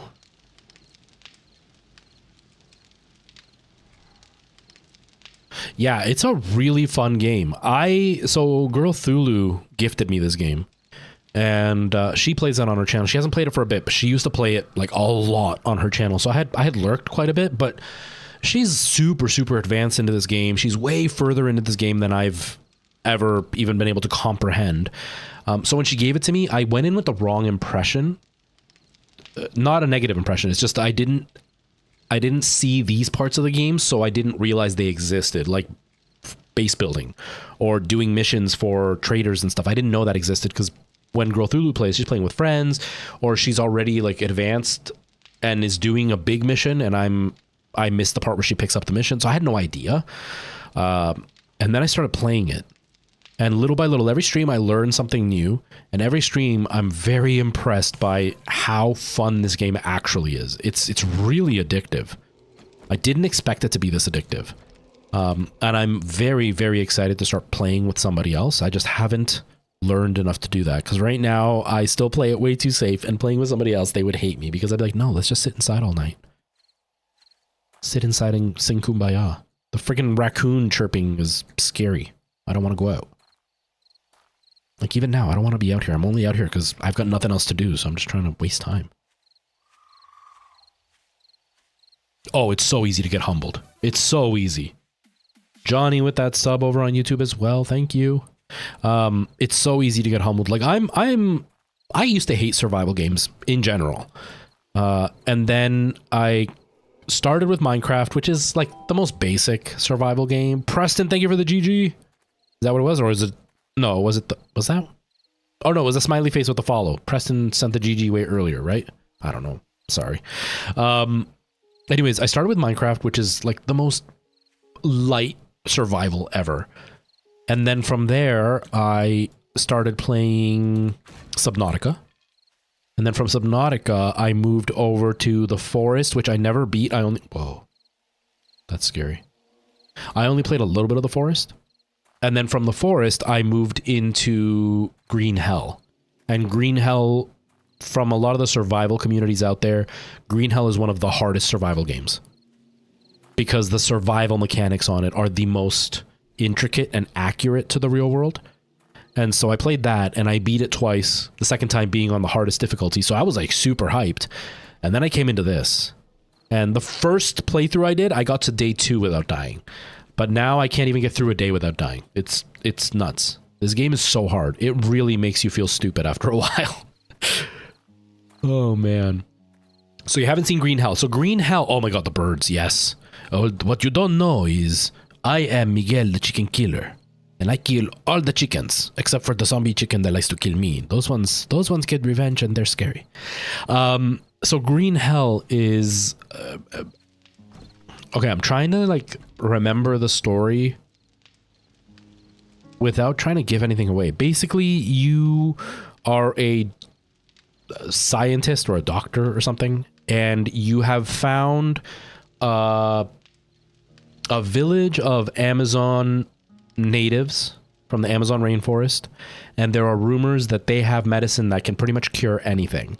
And so you are in this rainforest trying to, you know, appease these Amazon people so you can learn their medicinal ways and use it in the Western world.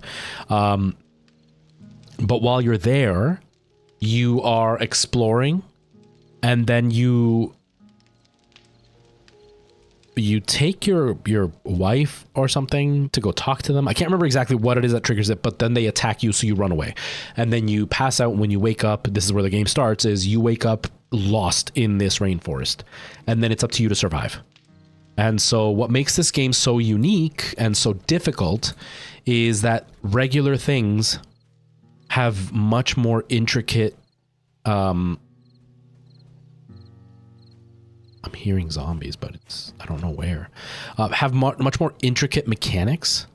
So one of the mechanics, let's say for eating, you can't just eat. You have to actually have like carbohydrates and fats and protein, and there's one more, sugar, I think is the other one. I think it's sugar. No, carbohydrates are the sugar. So carbohydrates, fats, protein, and maybe the fourth one I'm thinking about is the water. But you also need to drink. But like you have to make sure you shower or wash yourself before you eat, because you can get stomach bugs from, you know, touching things with dirty hands. You have to make sure that you don't sleep on the floor, because you can wake up with worms. And to treat the worms, you have to like dig them out of your skin, but then also treat the wound and disinfect the wound. So like you get these different layers to each piece of care that you're giving yourself. You know, sleeping out in the rain can give you a cold. Eating things that aren't clean can give you stomach aches. You can get really severe infections that kill you. Like, it gets really intricate. And it can be very, very hard to get through the game, because it's so hard to just manage being hungry and thirsty. But then it's like, yeah, I'm hungry and I've got a whole bunch of bananas, but all they give me is carbs and I need protein right now. So then you got to go and try to find meat. And then eventually you get a bunch of meat, but now your carbs are down. So now you need to go find carbs. So it's like you're constantly balancing your own intake, all this while trying to survive in the middle of a forest. And then there's things like spiders, and a spider can bite you and give you venom. So you have to figure out how to do anti-venom. You know, and the spiders are tiny, and you only know that they're there because they make a noise, and you have to look, and it's like this tiny little spider on the ground, and you have to kill it before it bites you. Like, there's all these layers to it, which make it incredibly hard to survive. The gameplay itself is not overly complicated. It's just go, you know, explore and then eventually find a way out. But it's the survival aspect that is super, super hard to deal with. And it makes it really, really fun. So once you start getting the balance of it, it's awesome. And then if you play it in VR, you base build and stuff. But in VR, the cool thing is you have to like physically build it. So when you build like a little save point, it would be like a little tent. You literally have to take the stick and like grab an axe and then hit the stick from the top to like dig it into the ground. And so like all these little details make it so much more intricate and so much more difficult to play. But then comes 7 Days to Die, and it just kicks your ass because there's zombies coming and biting you, and it's scary. Hello, welcome back, Mark Leap. Oh, I was just talking about the game Green Hell. Guts, hello. How you doing? My brothers mean one. The name sounds familiar, but it was either a while ago or you only came around a couple of times but didn't really talk too much.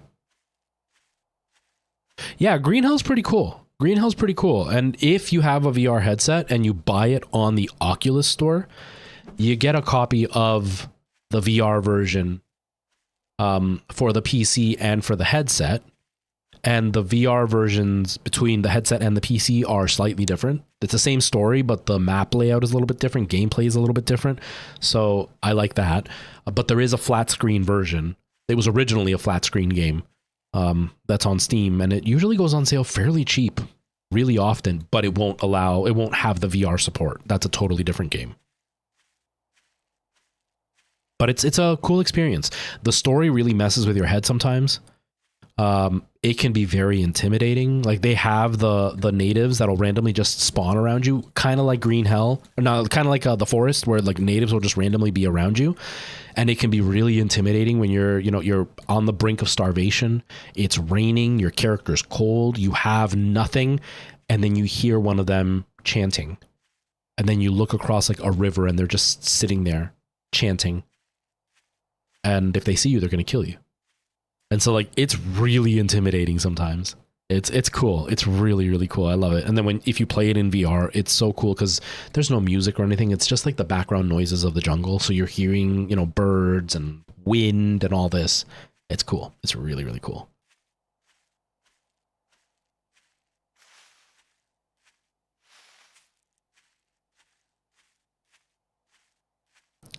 I don't know, Guts. I don't know.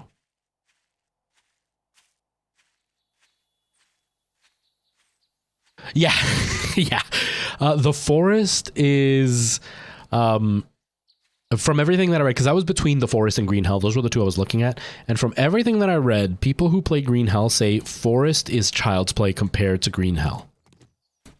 Just because the survival element in Green Hell is so much more severe, and running into a villager in Green Hell, they can kill you in one hit. Whereas the Forest, you can at least, put up a fight, and you can fight 2 or 3 at the same time and survive. In Green Hell, you see 2 of them, you're dead, because they're going to come after you. You have to be a really, really good fighter to try to get past them. Okay, so we got buried supplies. So now it's early, so let's dig through, and then I'll dig a way out before I pick it up. You have to take the jab. Yeah, Miguel's adventures, therefore, he is surviving much better than the last time. Forest is super easy. Yeah, and I heard that if you play with other people, it's even easier. Like, the Forest just becomes about the lulz at that point. It's no longer a challenge at that point. I've been playing a little bit of the Forest. I played in VR, so it's definitely buggy. And I don't know what I'm doing, so I end up just like building a base, and then I don't know where to go, so I just kind of give up playing. But I do want to play the Forest. I do actually want to spend some time playing it. I'm out of energy right now. My favorite Project Zomboid. Is that the? I think did I see you playing that one? I don't know if I saw you playing that one. Is that the top down view? Kind of like the Diablo viewing angle. Okay, that is the one. Yeah. Okay, I thought I had seen it. Yeah. Oh my god, I looked into that. That one looks hard. Holy crap, that one looks like because I've been looking into. I want to get more games for my tablet, just because I like to sit on the couch and not have to sit at the computer to play games. And I was looking to see if they had a tablet version of that. And on one of the websites I was looking for games, that was suggested. They don't have it. But I looked up reviews and stuff, and oh my god, that game looks serious. I'm scared of that one. Tour, yes, this is 7 Days to Die. As I'm... Oh, god, that scared me. As I'm very close to dying, because I can't find the stupid treasure.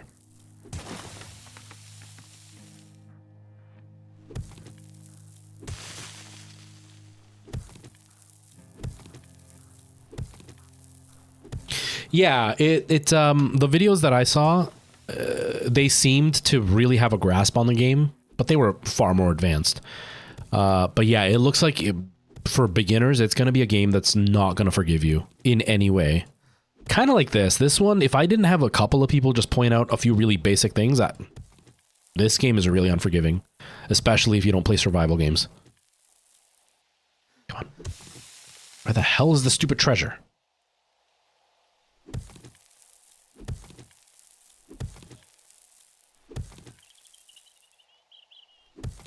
I do sometimes, Guts. I don't do it all the time. I don't do the skits as often, only because I didn't want to overdo it. You know what I mean?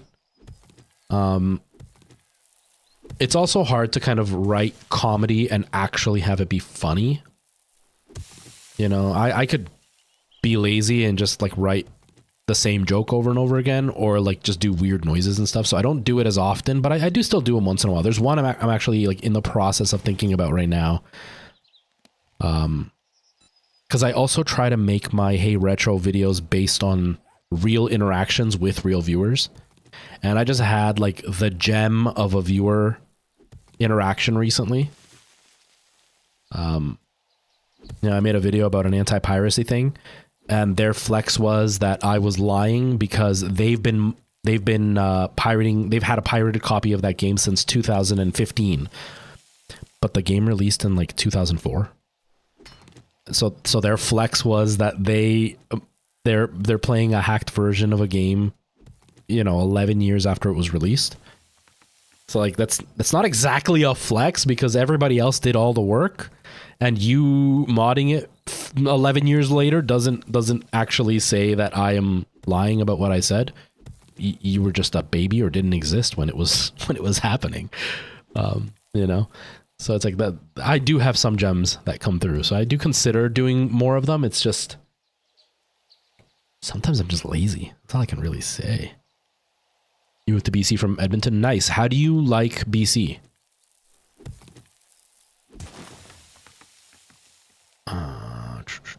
There's a custom sandbox to make it easier. Oh, okay. See, and I'm just an old school gamer. So like I get the whole sandbox thing and, you know, allowing people to change settings to make it a little bit easier and whatever, but I'm really resistant to it because I like experiencing the game the way that the developers wanted you to. I can't find the stupid treasure.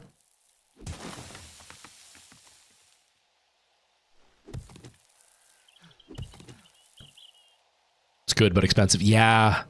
Yeah, BC is one of the worst places expense-wise. I mean, Edmonton isn't much cheaper, but BC is expensive, yeah. I wouldn't mind living in BC, because BC gets, like, the easiest of the winters in Canada. Mind you, apparently the weather can be very similar to the UK when it comes to wintertime, so it's really rainy and dark all the time. So it's not exactly like you get the best weather all the time, but I would rather take rainy and dark than snowy and dark. Welcome back, we win. I hate long phone calls. Oh my god.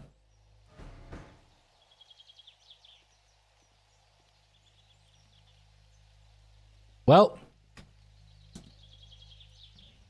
I think that's my sign to retire. That's my sign to retire as a streamer. I think that's my sign to say I should never stream ever again.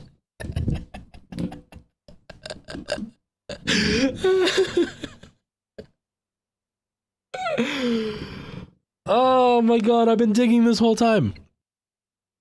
We went, I'm sorry. You got bad and sad news and I'm sitting here laughing because I'm an idiot. I'm sorry. I hope it wasn't... I hope the bad and sad news... It's never good, obviously. But I hope that it wasn't, like, devastatingly bad and sad. I hope it's okay. Oh my god, though. Well, that's it. I guess I'm done. I'll never stream again. I'm deleting my channel and never doing it again. Oh my god, I can't believe I did that. I mean, I can believe it because it's me, but... I'm an idiot. I'm thirsty again? Damn it.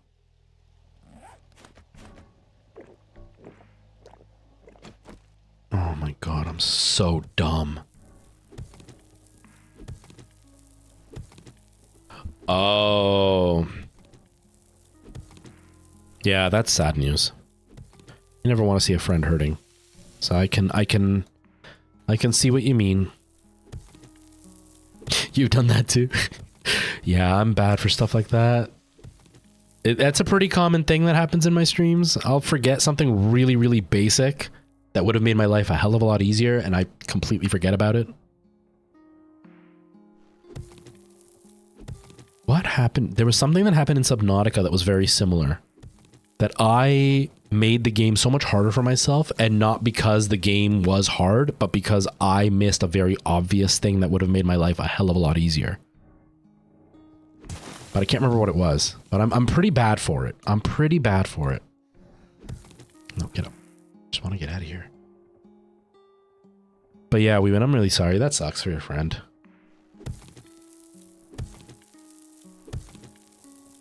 And I don't understand why some people have to be so friggin' toxic when stuff like that happens. Because, like, I'm not in the best situation, but, you know, we're still civil with each other, so I don't understand. Law Lion has subscribed on YouTube. I appreciate it. I really wonder how many people are actually hearing me when I welcome to the channel. I wonder if any of them actually see me and are realizing that I'm welcoming every one of them. But yeah, it's I don't understand. Oh, distracted clicking is so hazardous, and I get so distracted during the stream. I get so distracted all the time. Okay, so we're good. Now I have a way out, so let's do... Can I reach it from up here? No. Okay, let's wait for my stamina to fully fill up.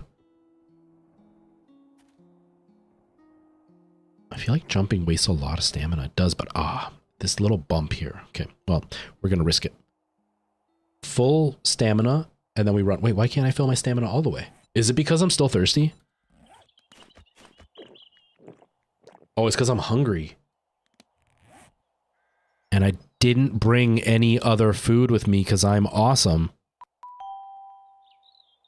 Tour, thank you so much for those roses. I appreciate that. Welcome. Thank you. I appreciate that. And somebody else followed, but I can't see. Can't see. Oh, we win. Our favorite fan just liked the TikTok video, or the TikTok stream.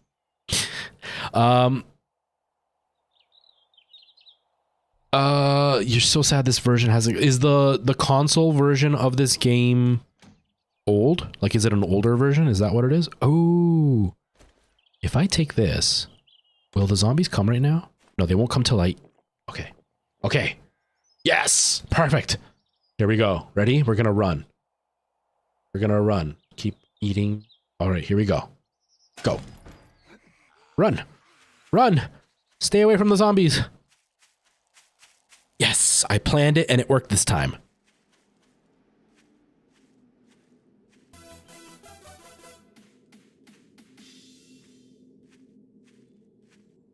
So Telltale was in charge of the console releases. See, I got all the inside news, Josh. I got all the inside news. Girl Thulu is it's well connected. She knows all the people, and I know Girl Thulu, so that in turn makes me connected in like tertiary form. It happened to a friend of mine.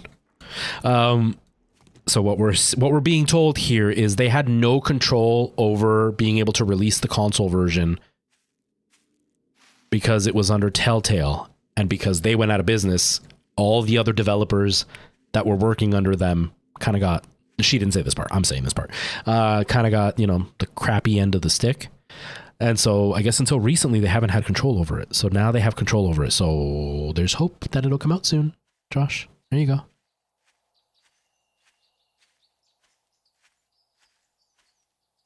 Yeah, because like I said, like I mentioned to Girl Thulu, I had bought this on the PS4, but like I played it for like 5 minutes just to see that it worked, and then that was as far as I went, and I never actually played it. So, so I had no idea that all that had happened. This game is very, very good, though, and the reason I brought that up is because when I downloaded it on the PlayStation 4, it was the graphics were nothing like this. Like they were really bad back then, and they're way better now.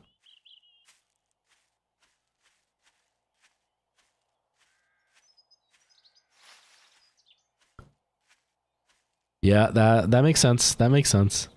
That's the thing, is so many people get so mad at developers. This is kind of one of my little crusades. This is why I try to shit on CEOs so much. People get so mad at devs And like 80% of the time at least, it's out of the devs' hands what is going on. Like the problems with the game is not the devs' issue. It's usually bureaucracy that's in the way. And the poor devs just have to take the blame. It really sucks sometimes. Nier, you did not miss anything big. My pants have stayed on the whole time. Oh my god, I can't believe I just said that. You didn't miss anything big, don't worry.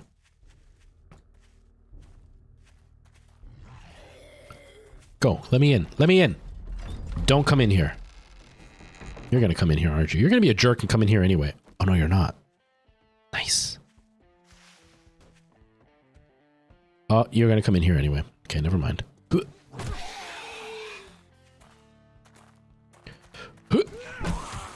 Jerk. Oh, I missed.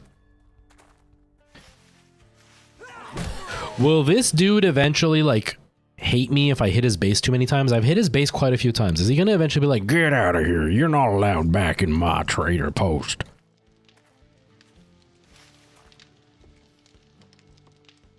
I don't know, Girl Thulu. I have no idea. I've barely made a plan for the next 2 minutes. Let alone like 3 days from now. I'm gonna die. That's my plan for day 7. I'm gonna die. Oh, man. I will keep my pants on, don't worry. I'm saving it for when I start an OnlyFans. Urban combat. Ooh. Use the adrenaline rush of combat to energize your body. Armor doesn't slow you down when in combat. What should I get? Which one should I pick up? Or should I do the antibiotics? Combat or antibiotics? What should I do? I don't know. What should I do? Sad panda. Hey, I gotta keep something in a mystery. So then when I go to OnlyFans, there'll be lots of money. It's like these hairy toes. You think I'm gonna show off those hairs? I don't think so. You're gonna have to pay for that. You're gonna remember what I said on this day. Oh, man. Oh, I'm so tired. I don't know what to get. You know what? I'm gonna go with urban combat, I think. I think I'm gonna go with urban combat. I don't know. Let's do it. I'm just gonna take it. Okay. I feel like I'm gonna regret having done that. Any jobs? What other job can I do? Another buried supply. So I can dig for 5 hours just to find out that it's nothing. Maybe just fetch. One of our operatives had to stash their shipment at the Nobley cabin. Go retrieve it and shipment and return it to me. Sure. I'm probably gonna get hoarded by zombies, but let's do it anyway.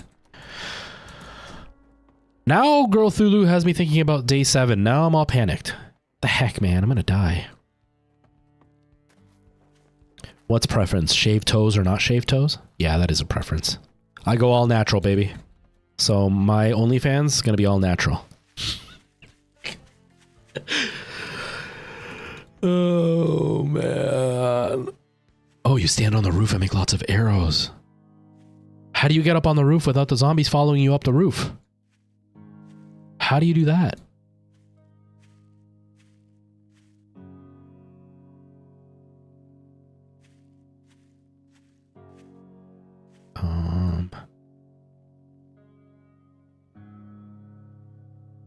Nerd jump? How do you nerd jump? Wait, what's nerd jump? What are these terms? I'm so not a gamer. Exactly. Toes so hairy that I can make a sweater. Exactly. Telling you, I know all the plans for OnlyFans.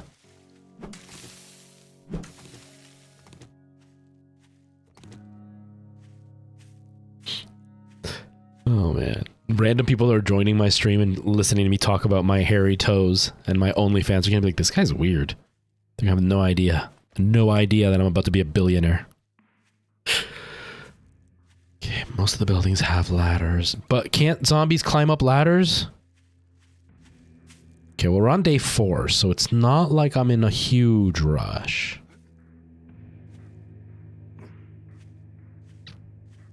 Oh, you can destroy them. What? You know all the plans, all the epic plans. What if I do like a cheesy Minecraft style thing where like I build up. Oh no, it doesn't work on this. The physics make it fall. Never mind. Although my building is 3 blocks up, right? So could I like, I have that one sunroof hole in my building.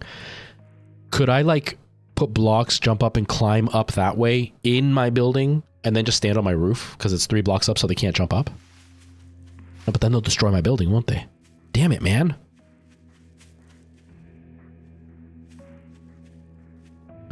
Luis, don't worry. Don't worry, my name's Luis. What kind of tips are you asking though? Okay, do what feels right is Girl Thulu code for please do a stupid thing so you die. Then you can't blame me because I didn't say it was not gonna die. Like you weren't gonna die. I said to do what you think feels right. It just happens that what you thought was right killed you. That's exactly what it means. I know your code. Oh, man. I would die immediately. You have a separate base just for that. Oh, man, I don't even know. Okay, I'm going to have to definitely wander around. On day, maybe day 5, I'll start looking to see where I can go, because I don't want to die. I don't want to. I mean, I might have to, but I don't want to. I'm definitely going to put everything away inside of a bin and just take a little bit of food and ammo with me. But still. Oh, I didn't even bring any food with me this time because I'm an idiot. Oh, no, I had some in that box. Haha, never mind.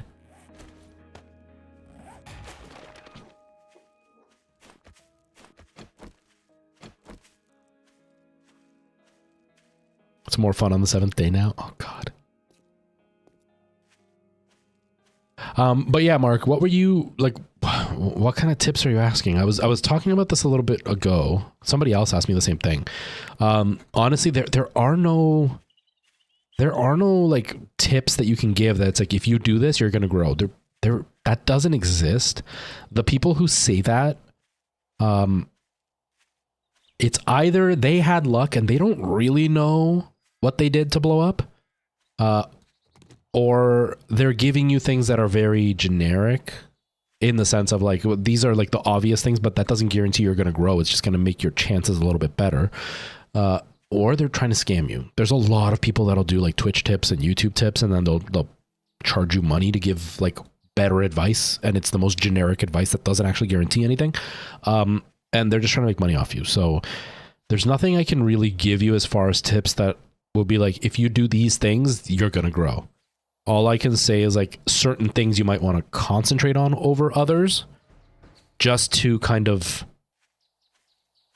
give you a direction to lean in. But outside of that, it's honestly, it's just about the type of content you make and how enjoyable it is. That's pretty much what it breaks down to. Oh, is this the... Oh, this is the thing. The thing. Where are you? I don't see you. Uh-oh. There's an airplane. You called the zombies out, you jerk. I swear I heard it. Where did you drop it? Jeremiah, thank you for that sub. I appreciate that. As far as thumbnails go, there are some common thumbnails that you're going to see out there. Thumbnails really won't matter. They're not going to do anything extraordinary. You can have a really generic thumbnail and have the video completely blow up. You could also have a beautiful thumbnail and it's not going to do anything. If anything, I would just suggest look at what other YouTubers that have successful videos, look what their thumbnails have.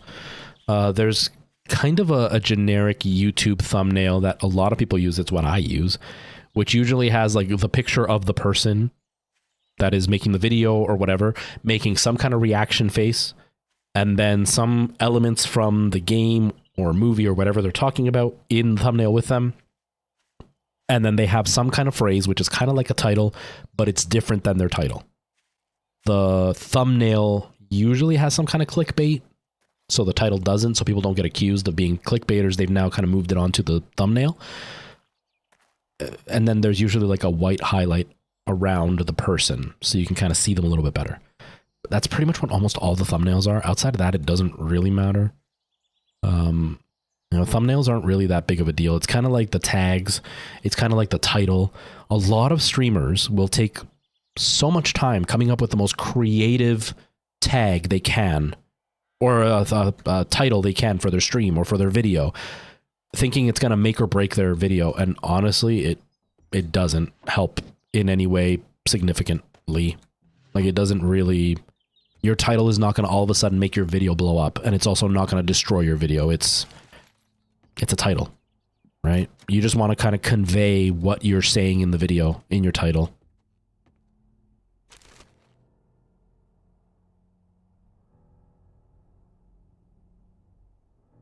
Obviously, it never happened. Street Fighter vs. Capcom arcade machine. Nice spot. Nice. I want the Ninja Turtles arcade machine. Oh, I don't like when music and stuff does that weird noise. That really makes me uncomfortable. Why is this 1-800 number calling me over and over again? I hate these stupid scam calls that we keep getting. Uh-oh. Okay. I've explored. Now I gotta see if I can find where the stupid thing is. Here we go. Here we go.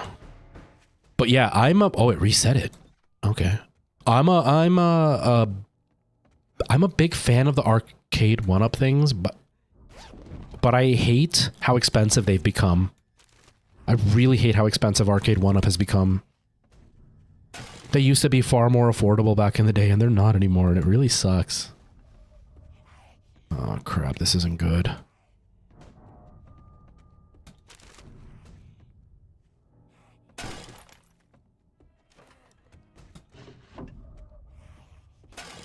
My inventory is gonna... I'm encumbered, aren't I? I am encumbered.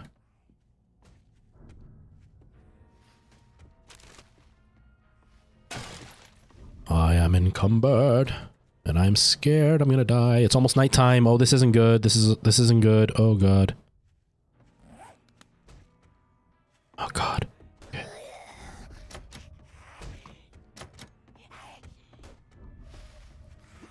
But yeah, I want the Ninja Turtles one, but it's expensive. They used to be, you know, $300 in Canada for the arcade one-up, but even the Street Fighter one is now $400. And the Street Fighter one is their oldest one, and it's not a very good one. The plain Street Fighter one. And I can't bring myself to spend $700 for the Ninja Turtles one, but I want it so bad. I want it so, so bad. But $700 is a lot of money. Oh, I'm in so much trouble.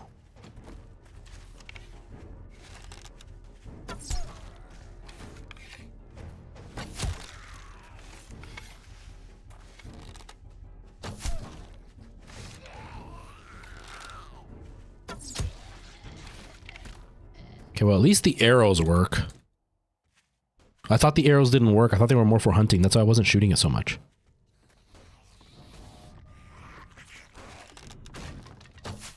What? I hit you dead on. Why didn't that do anything?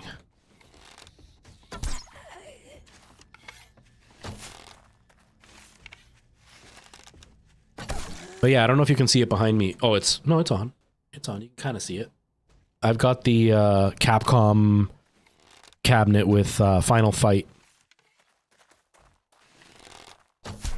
The zombie's making me go out of the zone. No. No, don't do that.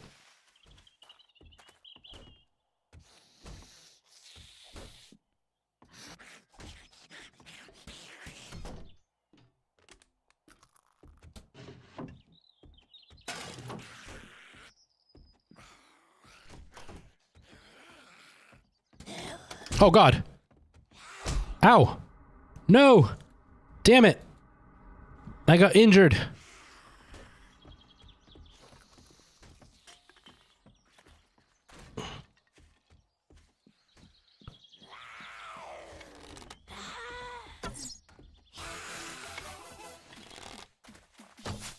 Oh crap. Thank you, whoever that was. I didn't see it. I didn't see it. Hey, Preston, how's it going, man? I know, right? I saw it this morning at the beginning of the stream. I was telling everybody how like those videos have all of a sudden gotten me all these followers, and I went to go look at it just as I was talking, and yeah, man, from 5.18 to 5.34. Even at the beginning of the stream, I think it was at 5.31. It's really like I don't even know what to think. Uh-oh, I'm out of arrows. Are you dead now? I need to make some arrows. I need to make some arrows.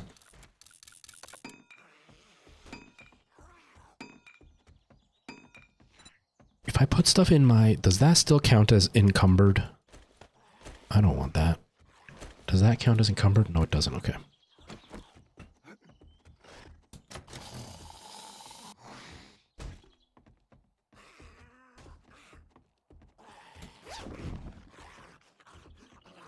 Oh, a shotgun. I can't find the stupid thing he wants me to have. Oh, down here. Let me in. Let me in. Oh, I have to keep pushing forward. Okay, that's one mechanic I can't get used to. It's hard. I'm gonna die. Oh god, this is scary. Oh, why did I choose this mission? Why didn't somebody stop me? This was such a dumb mission to choose.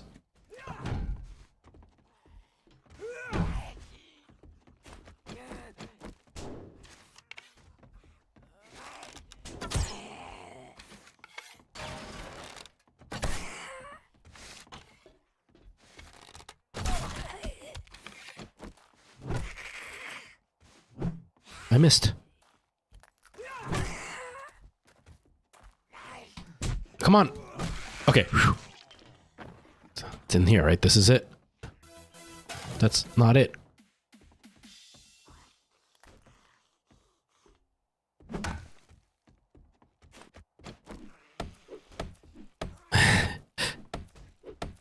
Yeah, Preston, I can't believe it's gone up. It's nuts. It's seriously nuts. I don't even know what to think anymore. The heck, man? Where's this stuff that I need?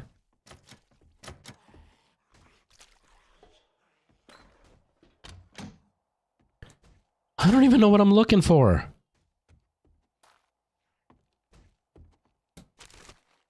And the zombies keep coming. They just keep coming, come in, and come in, come in.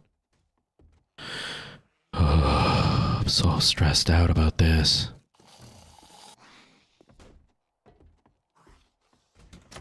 And all these locked doors and like, oh my god. And this is locked. Like, everything's locked. I'm so scared. Oh, somebody broke something. Oh god, somebody broke something. I'm about to die.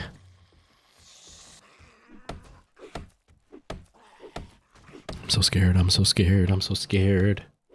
Menobank is the one that subscribes, so thank you. If you are watching it in any way. Come on. Come on. I'm so nervous. What time is it? How long have I been streaming for? For 2 hours. I gotta stop soon.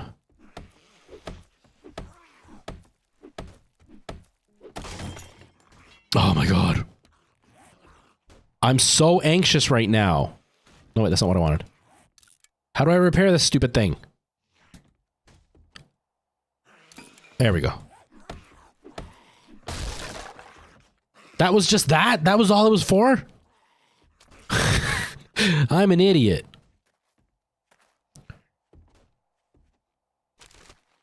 If it's right here... Okay, it's not right here. Oh my god, I'm so stressed out. I'm so stressed out. Read these things to get rid of some of them. Okay. I guess I can just like kind of put some of these in places. I don't even know, man. Put this on, I guess, and this on. I can read this.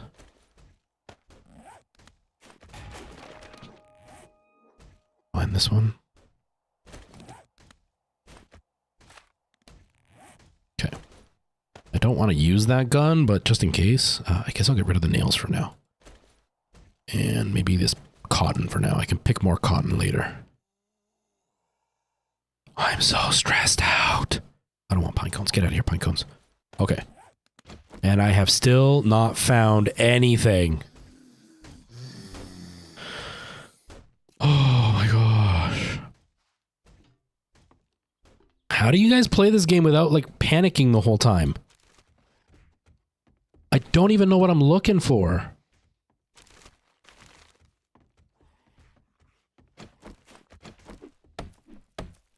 No, I'm scared.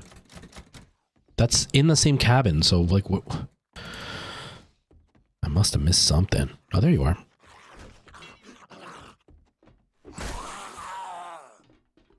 Oh, wrong button.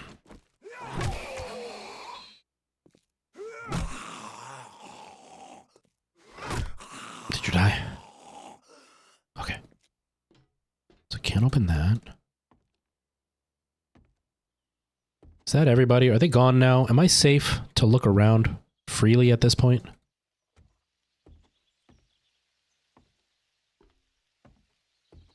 Desk? No. Wait. No, that's just to pick up the chair. Pile of books. My butt hurts now. From sitting and clenching. Ladies and gentlemen, do not clench your butt.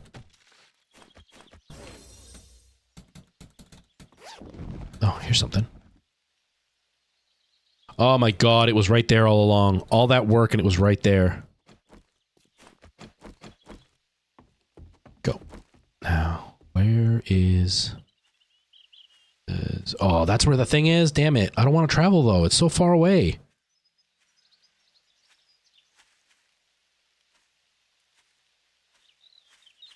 And, oh man, my inventory's full and it's so far away. Let's just go back to the...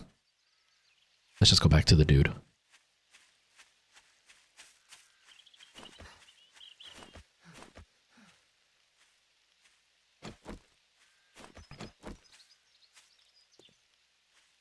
Okay. We're getting there. Once I'm done this mission, I might have to cut though. Because... yeah, it's already 4:30. I gotta work tonight. Poor Nora is like sitting alone in the living room. And I've been streaming for a little over 2 hours. So for those who weren't here at the very top of the stream, for those who were, you're going to hear this again. My plan for tomorrow is probably to do Dave the Diver again, which is, by the way, a really fun game. But I'm thinking... I'm on the fence on whether it's going to be Wednesday or Thursday. I want to do an evening stream for my time. Because I want to play Resident Evil 8 in VR. I've been wanting to do something a bit more horror-based, and I haven't really had anything worthwhile over the last little while. But my brother got me the PSVR 2, and I tested it, and the Resident Evil 8 VR thing is like full-blown VR. It's not the same as Resident Evil 7 where like visually it was VR, but you still used regular control. This has like full-blown VR control. And I beat 8 and I thought it was scary, but not terrifying. I feel like playing it in VR is going to make it way scarier. So I want to play it on stream, but I want to do it a little bit later in the evening so I can be more open to being scared. Right now, it's kind of early. I am open to being scared, but I have to almost hold back on the scream because Alana's sleeping.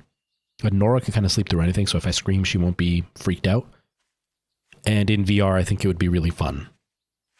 And because of the Go XLR, I've been trying to figure out how to see chat, and there's not really a convenient way to see chat in VR unless I stream just straight from my PlayStation. But then you guys won't see me, you won't see my jump scares, you won't see any of that. It's not as enjoyable. So the only option I really have is to use text-to-speech, but it's going to be, because of the Go XLR, I can do it so only I hear it and you don't. So that's going to be the way I'm going to do it, is just to hear the chat. And we'll see how it works for fear, because hearing the voice going all the time can kind of wreck the immersion of the fear. So I'm going to try it. We'll see what happens. If it doesn't work, I'm going to continue searching, see if I can find another way to get the text into my headset without it interfering with the game too much.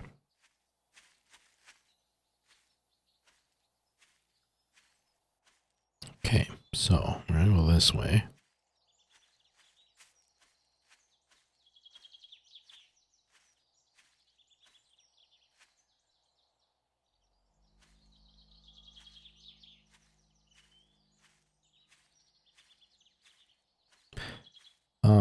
game store, it works a little bit better being edgy if you don't block me in between because you're too scared to get made fun of.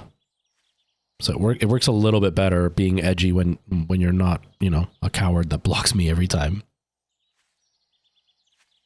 You need to practice it a little bit better. Almost there. Shut up, zombie.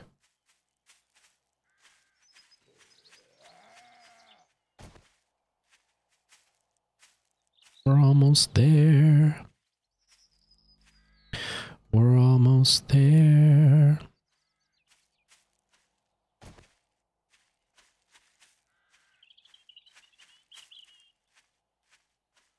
Da da da. It's nice they're getting sued there. That's the nice thing I can say.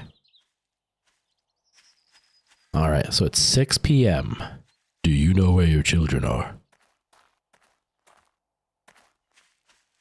Only old people are going to understand that joke. Okay, so first of all, now that we're safe... Actually, let's return it before he closes. Before he closes his dang store. Sometimes near. I don't watch anime a whole bunch. I used to watch a lot of anime when I was in high school. Because anime wasn't as common back then. I ended up watching a lot of anime that nobody knows. And it wasn't series. It was usually like some kind of mini series, or it was like a one deal, one movie type of thing. Not really a movie, but like one chunk. Whoa. And thank you, dude. Oh, 60. No, but I didn't get a shotgun, right? And was this a shotgun? No, it's a rifle, pipe rifle. But is that a pipe rifle that does shotguns? I think is it shotgun shells? I don't know. I guess I'll take this. Maybe, I don't know. I guess we'll take this. Anyways, I watched a lot of anime that nobody ever seems to talk about. Like there was one called Mad Bull, and it was basically this cop who was like insanely violent. It was a pretty violent anime. There was also one called Jackknife or Jack the Knife, something like that. It's about a bunch of people living underground. A lot of them, the ones that I watched, were older and they were very, very violent. But the more recent anime, I don't really watch a lot of it, not because I don't want to, just because I don't have access to it. I had Crunchyroll for a little while, but I got rid of it just because it was expensive and I needed to cut back on some bills. And outside of that, like I have Prime, and for some reason in Canada, Prime only gives you anime in French. Like there's not even like an English sub with like Japanese dub or anything, or not dub, but like the Japanese voice. It's just French. It's really, really weird. I don't know why. Something about Amazon has to provide a set amount of French content, but like you can provide French anime with an English at least dub, but they don't. So I don't have a lot of access to anime here. So I don't watch a lot of it, but like I've watched Attack on Titan up until the end of season 3, I think it was. I watched all of Sword Art Online. I've watched a little bit of Naruto, not a lot of it though. And I really, really want to watch, and I watched a couple of episodes of One Punch Man. I really want to watch the pirate guy. I don't remember what they're called. They're making a movie on them. I don't remember what it's called, but I want to watch that one. Hunter x Hunter, I've heard, is amazing. One Piece. Yeah, One Piece I want to watch. I just haven't gotten around to it because I think I just recently saw that I have access to it, or I saw like on my TV, it like suggests different ones. And I think I saw that I have access to it, but it might just be suggesting another membership that I don't have. But I do want to look at that one. I want to watch One Piece. Uno slice of treasure. But Hunter, yeah, I want to see Hunter x Hunter. I've heard it is out of this world. That's another one that I've heard a lot about. But we'll see. We'll see. It just kind of right now I don't have time. Right now my schedule sucks.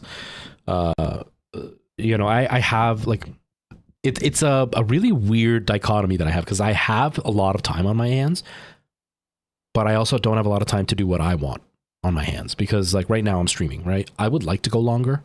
I can't, because Nora, I need to make her dinner in a little bit, and she's alone, and I shouldn't just leave her alone all afternoon. So, you know, I want to spend a little bit of time with her and whatever, so I can't stream as long as I want. But what does us spending time together look like? Usually us sitting on the couch and some TV shows on. But like, I'm not actually doing anything. But I can't do much more because I'm spending time with her. And so like watching anime and stuff gets kind of hard, because some of it, she's 9, but some of it's just a little bit past her maturity level, so I can't watch a lot of stuff with her. And then I can't really do anything else. So I just kind of sit around doing nothing. But in a month and a half or so, once everybody's moved out, I'll have the same amount of time, but I'll have nothing else to do with that time. So I'll be able to watch anime, work a lot on my content. So it's kind of weird, because like I end up sitting and doing nothing, but I can't do anything because I'm taking care of Nora. It's a weird it's a weird dichotomy. You know what I mean? You know, DK oldies. That's not how lawsuits work. That's not how lawsuits work. If somebody gets sued, you don't automatically shut down their company. And the lawsuit doesn't happen today. Like you don't start it today and it happens tomorrow and then they shut down. Like it can take years for a lawsuit to happen. Like I'm talking, it could be 5-6 years before a lawsuit happens. Not to mention the lawsuit that's coming after them. It's not going to happen. Like it's either going to be settled out of court, or there won't be enough proof for it to go forward, or they're going to lose. Because DK Oldies is allegedly a very, very slimy company, but they're smart slimy. So they're going to get away with what they're doing. But I'm still really happy that they're getting sued, just for the bad news of it. So that's the good thing I can say, that it's good that they're getting sued, just so they can see how slimy they are. You did, Tyler. You did. Yeah, he's back. He's back.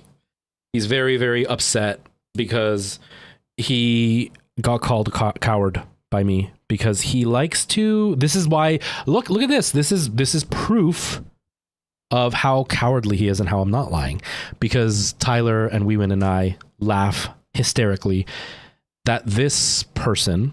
For those who don't know what I'm talking about, I made a video about 4 months ago that DK Oldies is the best game store, still crying about to this day, about somebody doing a class action lawsuit against DK Oldies. I don't think they're going to win, honestly, because they're banking their whole thing on refurbished, and refurbished is such a loose term in the United States that it's not an easy thing to prove that it's false.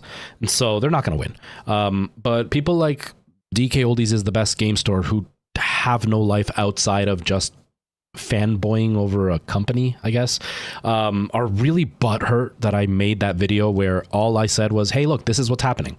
Not where I'm suing them or I'm involved in the suit or I've ever bought anything from them. I just reported on it. It's kind of like if I walk up and be like, hey, did you hear McDonald's is selling this new burger? But then you get mad at me because you're thinking I made this new burger. But I'm just saying, hey, I heard about this thing. Anyways, but the funny thing is, Tyler, is DK Oldies is really upset because I called them a coward, because they'll comment, they'll say the smart thing, I'm back, trying to like egg me on, trying to own me, I guess. I don't know. But then they immediately block me until they're courageous enough to come back, because they're too scared for me to embarrass them again like I did last time. And they're too embarrassed to get a bunch of hate comments like they did last time. So they just block me. And then they unblock me just to come in and try to like show how tough they are. So they got really upset that I called them a coward, because they come in and try to like white knight for this company and then block me the second that I stand up to them. And then they asked me to say something nice about them. So I said, yeah, it's nice that they're getting sued. And now they're hurt because they said that if they were getting sued, the company would be shut down. But that's not how lawsuits work. So it's hilarious. Oh man, it's friggin' hilarious. Yeah, it's like insanely weird fanboying over something that's not even like a fandom. Like it's not even like, I get a lot of toxic comments from like Nintendo fanboys or from, Microsoft or PlayStation or whatever. I'll get toxic comments from fandoms like that, but at least that feels like it at least you can understand why there's a fandom, because there's a certain camaraderie in owning a certain company's product, right? Like Microsoft, you can only play with Microsoft type of thing. So like you can feel at least like, okay, they feel like they're part of something important. But like somebody fanboying over a company, especially a company that doesn't provide anything good, it's the same feeling as like the fans of like Tesla, or like the fans of like having somebody fanboy over Walmart. Like it's the same kind of weird, where it's like your life is so meaningless that's what you have a fandom over, is a company that like they don't even do anything unique. At least if it was like a company that did something cool, like what's that one company that does the releases of games that aren't released, limited run games. At least if it was like a fandom of a company like Limited Run Games, I'm not saying Limited Run is a bad company, I'm just saying like that, at least they provide something unique and something interesting, and like, you know, it's like, oh man, like I'm part of this little community because they provide something that nobody else does. But like fanning over DK Oldies is analogous to fanning over like the guy at the flea market. You know, that guy at the flea market that sells a bunch of used games. It's like, what? It's really weird. It's a really weird thing. Especially when they come up with like the weirdest theories. This is what makes it even weirder, is they come up with like the weirdest theories, because I've had people come in and say that I made the video because I was upset at them. But like even in my own video, I don't even say like I'm glad that they're getting sued, or I'm upset, or like I'm part of the suit. I literally point out what's happening around the lawsuit. That's it. But people like will automatically have this theory that I'm upset, and that's why I'm so butthurt and crying about it in this video. But then they go on to even say that like anybody who's provided proof of what has been going on is all part of some scheme to take down this mom and pop shop. But like, I don't know about you, but like if I ran a channel, let's use Spawnwave as an example. If I ran a channel where all I do was cover news and tech information, and I'm making a living with it, what is there to achieve from bringing down a video game company, a video game reseller? Like what benefit is there to that? Like Spawnwave already has, I think it's like 500,000 followers, something like that. Something ridiculous. Let me see. Spawnwave. Spawnwave. There you are. So Spawnwave, if you guys don't know who Spawnwave is, he all he does is just cover news. The same thing that I do when I talk about like the latest gaming news, not just fun facts. He does that, but he runs it like a news channel, and he's got 696,000 followers. What does him buying something from DK Oldies to see what he got, how does that benefit him in any way at over 500,000 followers, right? Like it's not like he's a channel like me, where if I were to bash on DK, I would get a whole bunch of followers and it would be significant. He's already a significant channel in the gaming sphere. So like, it's not like he has anything to gain. But on top of that, like he did it, and that guy, Evan, I don't remember what his channel name is, but he's like the skinny guy with glasses who does a bunch of tech review. He did one. There's this other guy who all he does is talk about like refurbishing games and fixing consoles and stuff like that. And he did one. And these three people have nothing to do with each other. They might reference each other when they like show a clip of somebody else, but like they don't run one business together. They're completely separate entities. Why would they all risk their channels to take down one gaming company? And I'm not saying that like, oh, I'm not even referencing like all of them making content on this one company. These weird fans come up with this theory that all these big channels have falsified the videos, like that they went out and bought consoles and then they replaced them with broken, dirty consoles and put them in the box that they got from DK Oldies to fake it, to bring down DK Oldies. Where is the logic in doing any of that? And how does it make sense? You know what I mean? At least them accusing me makes sense, because like I'm a nobody and I'm like going in for views or whatever. But like they just make stuff up. Or they'll be like, I bought a console and it was a great price. I paid $50. Except in my video, there's literally a picture of how they're asking $400 or like $350 for an NES with like 3 games. Like it's literally in my video, but then they say something that contradicts the proof that I show, but they don't have any proof, right? It's a really, really weird toxic fandom. It's really embarrassing. Like it's really, really embarrassing. And I don't understand why they have to fight with people.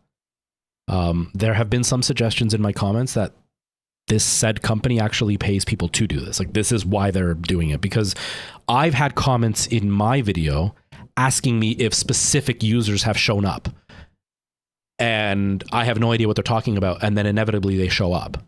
And it's really weird that other viewers are able to say what users are going to show up to defend this company. And if they know what users are showing up to defend this company, it just seems very contrived. And like I said, there have been accusations of said company hiring people to only do this, which is a really like, okay, at least that would kind of make sense because they're paying to kind of defend themselves. But it's still super transparent. And like, I've even been attacked for things I didn't say, which is a really weird thing. Like there was one guy in particular, this is one of the people that somebody else asked me about first before this person showed up. This guy comes in and first he brings in the fact that he's Canadian. What the hell does that have to do with anything? And then they bring in the fact that this is one that really threw me off, is they said I was a liar because they treat their employees well. But like, it's really confusing because I never talked about their employees. I never accused them of having bad treatment of their employees. Zelda, thank you so much for that heart, or the target. Sorry, it looked like a heart in my image. For the target, I appreciate that. Thank you. And like, I never said anything about the employees or how they're treated. I literally talked about people ordering this thing, getting it in bad quality, and they are now suing because of it. But they'll come in and they'll be like, they treat their employees, we treat our employees well. They love us and we're like a family. When did I say that you weren't and that you didn't treat your employees well? It's really, really freaking weird. It's this weird cult-like environment. It's a weird thing. I don't understand it. I don't get it. But it's still really fun because they're just so delusional and they get so upset. And it's so funny watching them get so upset because the whole time they're upset, they're saying they're not upset. It's like the little kid that starts to cry when they've been bullying everybody and then they get embarrassed and they start to cry, but then they turn around and say, you're the one crying. I'm not crying. It's kind of that thing. It's weird. It's a really weird thing. I don't know. People really need to get lives. Yeah, like a family. That's always a good sign. That's always a good sign when somebody says that for their business. DK Oldies. Dude, I made a video 4 months ago. You're the one still crying about it now. It's 4 months old. I have left them alone.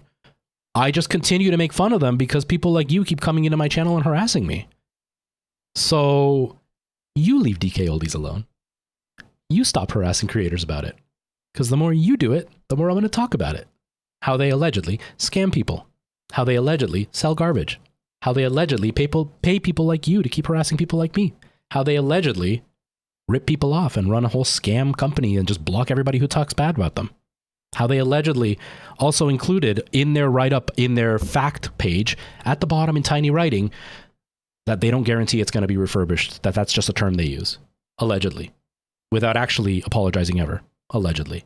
Without actually doing anything to fix their product. Allegedly. So maybe you stop talking about them. Because I made one video 4 months ago, and you're still crying about it.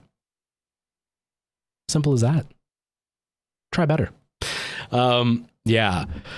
Oh my God. Yeah, no, he's for real. He's for real, Luis. He messages on every video that I post, which is a really weird thing to do. Like, it's a really weird way to try to own somebody by promoting my content. It's really friggin' weird. It's really friggin' weird. Oh, man. It's so true, Girl Thulu. With all that boot leaking, there's no time to procreate, which means there's going to be one less of them. Oh, man. No. Okay, so for those who can't see the comment on Twitch and YouTube, I just said that it's really weird that they like and comment on every one of my videos. And their response back was, not every video. Even if it's 2 videos, even if it's 1 video. You're so butthurt that I'm picking on DK Oldies, which has 10 times the followers I have. For 1 video I made 4 months ago. You harassing me even once after that is still very embarrassing for you, not for me. And just 1 time is enough for me to continue egging on people like you, because the more you comment, the better it looks on my channel. So you can keep doing it. All you're doing is just making my channel bigger. And every time you try to say that I'm doing something bad, I'm just going to delve into talking badly about DK Oldies. So you're actually the one hurting the channel. You're hurting them, because I have 0 reason to talk about DK Oldies. But if you keep bringing it up, I'm just going to talk about it. So, I mean, if you want me to stop talking about it, shut up. But if you don't, I'm more than happy to continue to talk about how they're allegedly a scam company. I'm more than happy to continue to talk about it and let people know. So just keep bringing it up. It's okay. And then I can give all the kudos to you.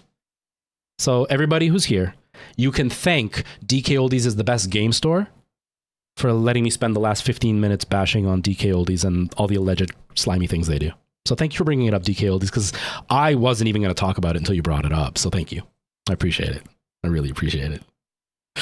Oh, man. Me too, Tyler. I wish I had this much spare time. I got to get going. I could still keep going about all the things DK Oldies allegedly does, but I'm sorry. DK Oldies is the best game store. I'm going to have to stop the conversation now. But we all thank you so much for allowing me to once again highlight all the gross things they do. But it's okay. I'm sure they'll give you a free keychain. Maybe they'll even include your name in the next order that they fill out. It's cool. Don't worry about it. Oh, man. Me too. Me too. You want a Mean Girl era? Yeah, I mean, whatever. It's just, I just think it's even, like, it just makes me want to rip into them more, because they're in here white knighting for this stupid company, but all they're doing is making me talk about them. Right? Like, it's different if I wasn't, if they didn't come in here, I wouldn't talk about it. Right? Like, I don't talk about stuff that once I post it, it's done. Right? I even had a guy earlier today. Was it earlier today or last night? Either today or last night, that posted in this like really condescending tone. Basically, like, if I'm going to report about it accurately, and then went on to report a different lawsuit that is coming after DK Oldies, allegedly. And it's like, dude, my video is 4 months old. The one you're talking about, I haven't even heard about this one yet. So, like, not only did you not correct me because that's not the one I was talking about, but now you're also like adding on to the fact that it's so bad that more people are going after them. So, like, it's not a that didn't help the company the way you think it did. It's friggin' like, it's just a weird mentality. I don't get it. Oh my God. Yeah, I know, right? Like, how much do they pay you for this? Because, like, if you want me to stop, get them to email me and pay me. Girl Thulu is willing to too. We need a little bit of spare cash. I don't mind getting paid to, like, go around harassing people talking about them. It's cool. If all it takes is just making up stories, just like making up your own facts, I'm totally down for it. I'm great for that. I write scripts all day long. I can make stuff up all the time. Right? Me neither. I'll make videos praising them if it pays well enough. If it pays well enough, I wouldn't bother. I wouldn't be bothered. Yeah, the payout has to be really good. It can't just be like $50. It's got to be a real good payout for me to be able to, you know, shill. Bootlicking doesn't come cheap on my end. I mean, it might for you, but they got to pay me well. I mean, I didn't mind ripping into them now because you brought them up, so I wouldn't mind talking about them if they paid me for it. Simple as that, you know? I'm fine with it. The pay better be good. Oh, man. But yeah, anyways, I got to get out of here. Now that we've humiliated DK Oldies is the best game store. I'm sure they'll block me again because they're not going to like it if I make a video on them again. I'm going to get out of here. I got to go and help Nora, and we got to get, well, we have pizza, so we're just going to warm up some dinner, but we got to eat dinner soon. I'm getting hungry. See you later, Girl Thulu. Thank you for hanging out. I'm actually doing stuff in the game. I'm going to die in a couple of days, but I'm doing stuff in the game. I'm so excited.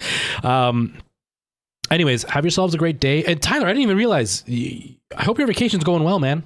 Hope your vacation's enjoyable and the weather isn't too bad. I will see you next time, everybody. So TikTok, have yourselves a good day. Take care, TikTok, and the live, and goodbye. and Twitch and stuff. You just got back from the beach? Nice. Hope you didn't get all burnt up. Yeah, I'm slowly getting the hang of it. I want to play with other people soon. I hope I can soon, because it's going to be fun. All right, everybody. Oh, Patrick, I haven't seen you in a long time. I hope you're doing really well. All right, see you later.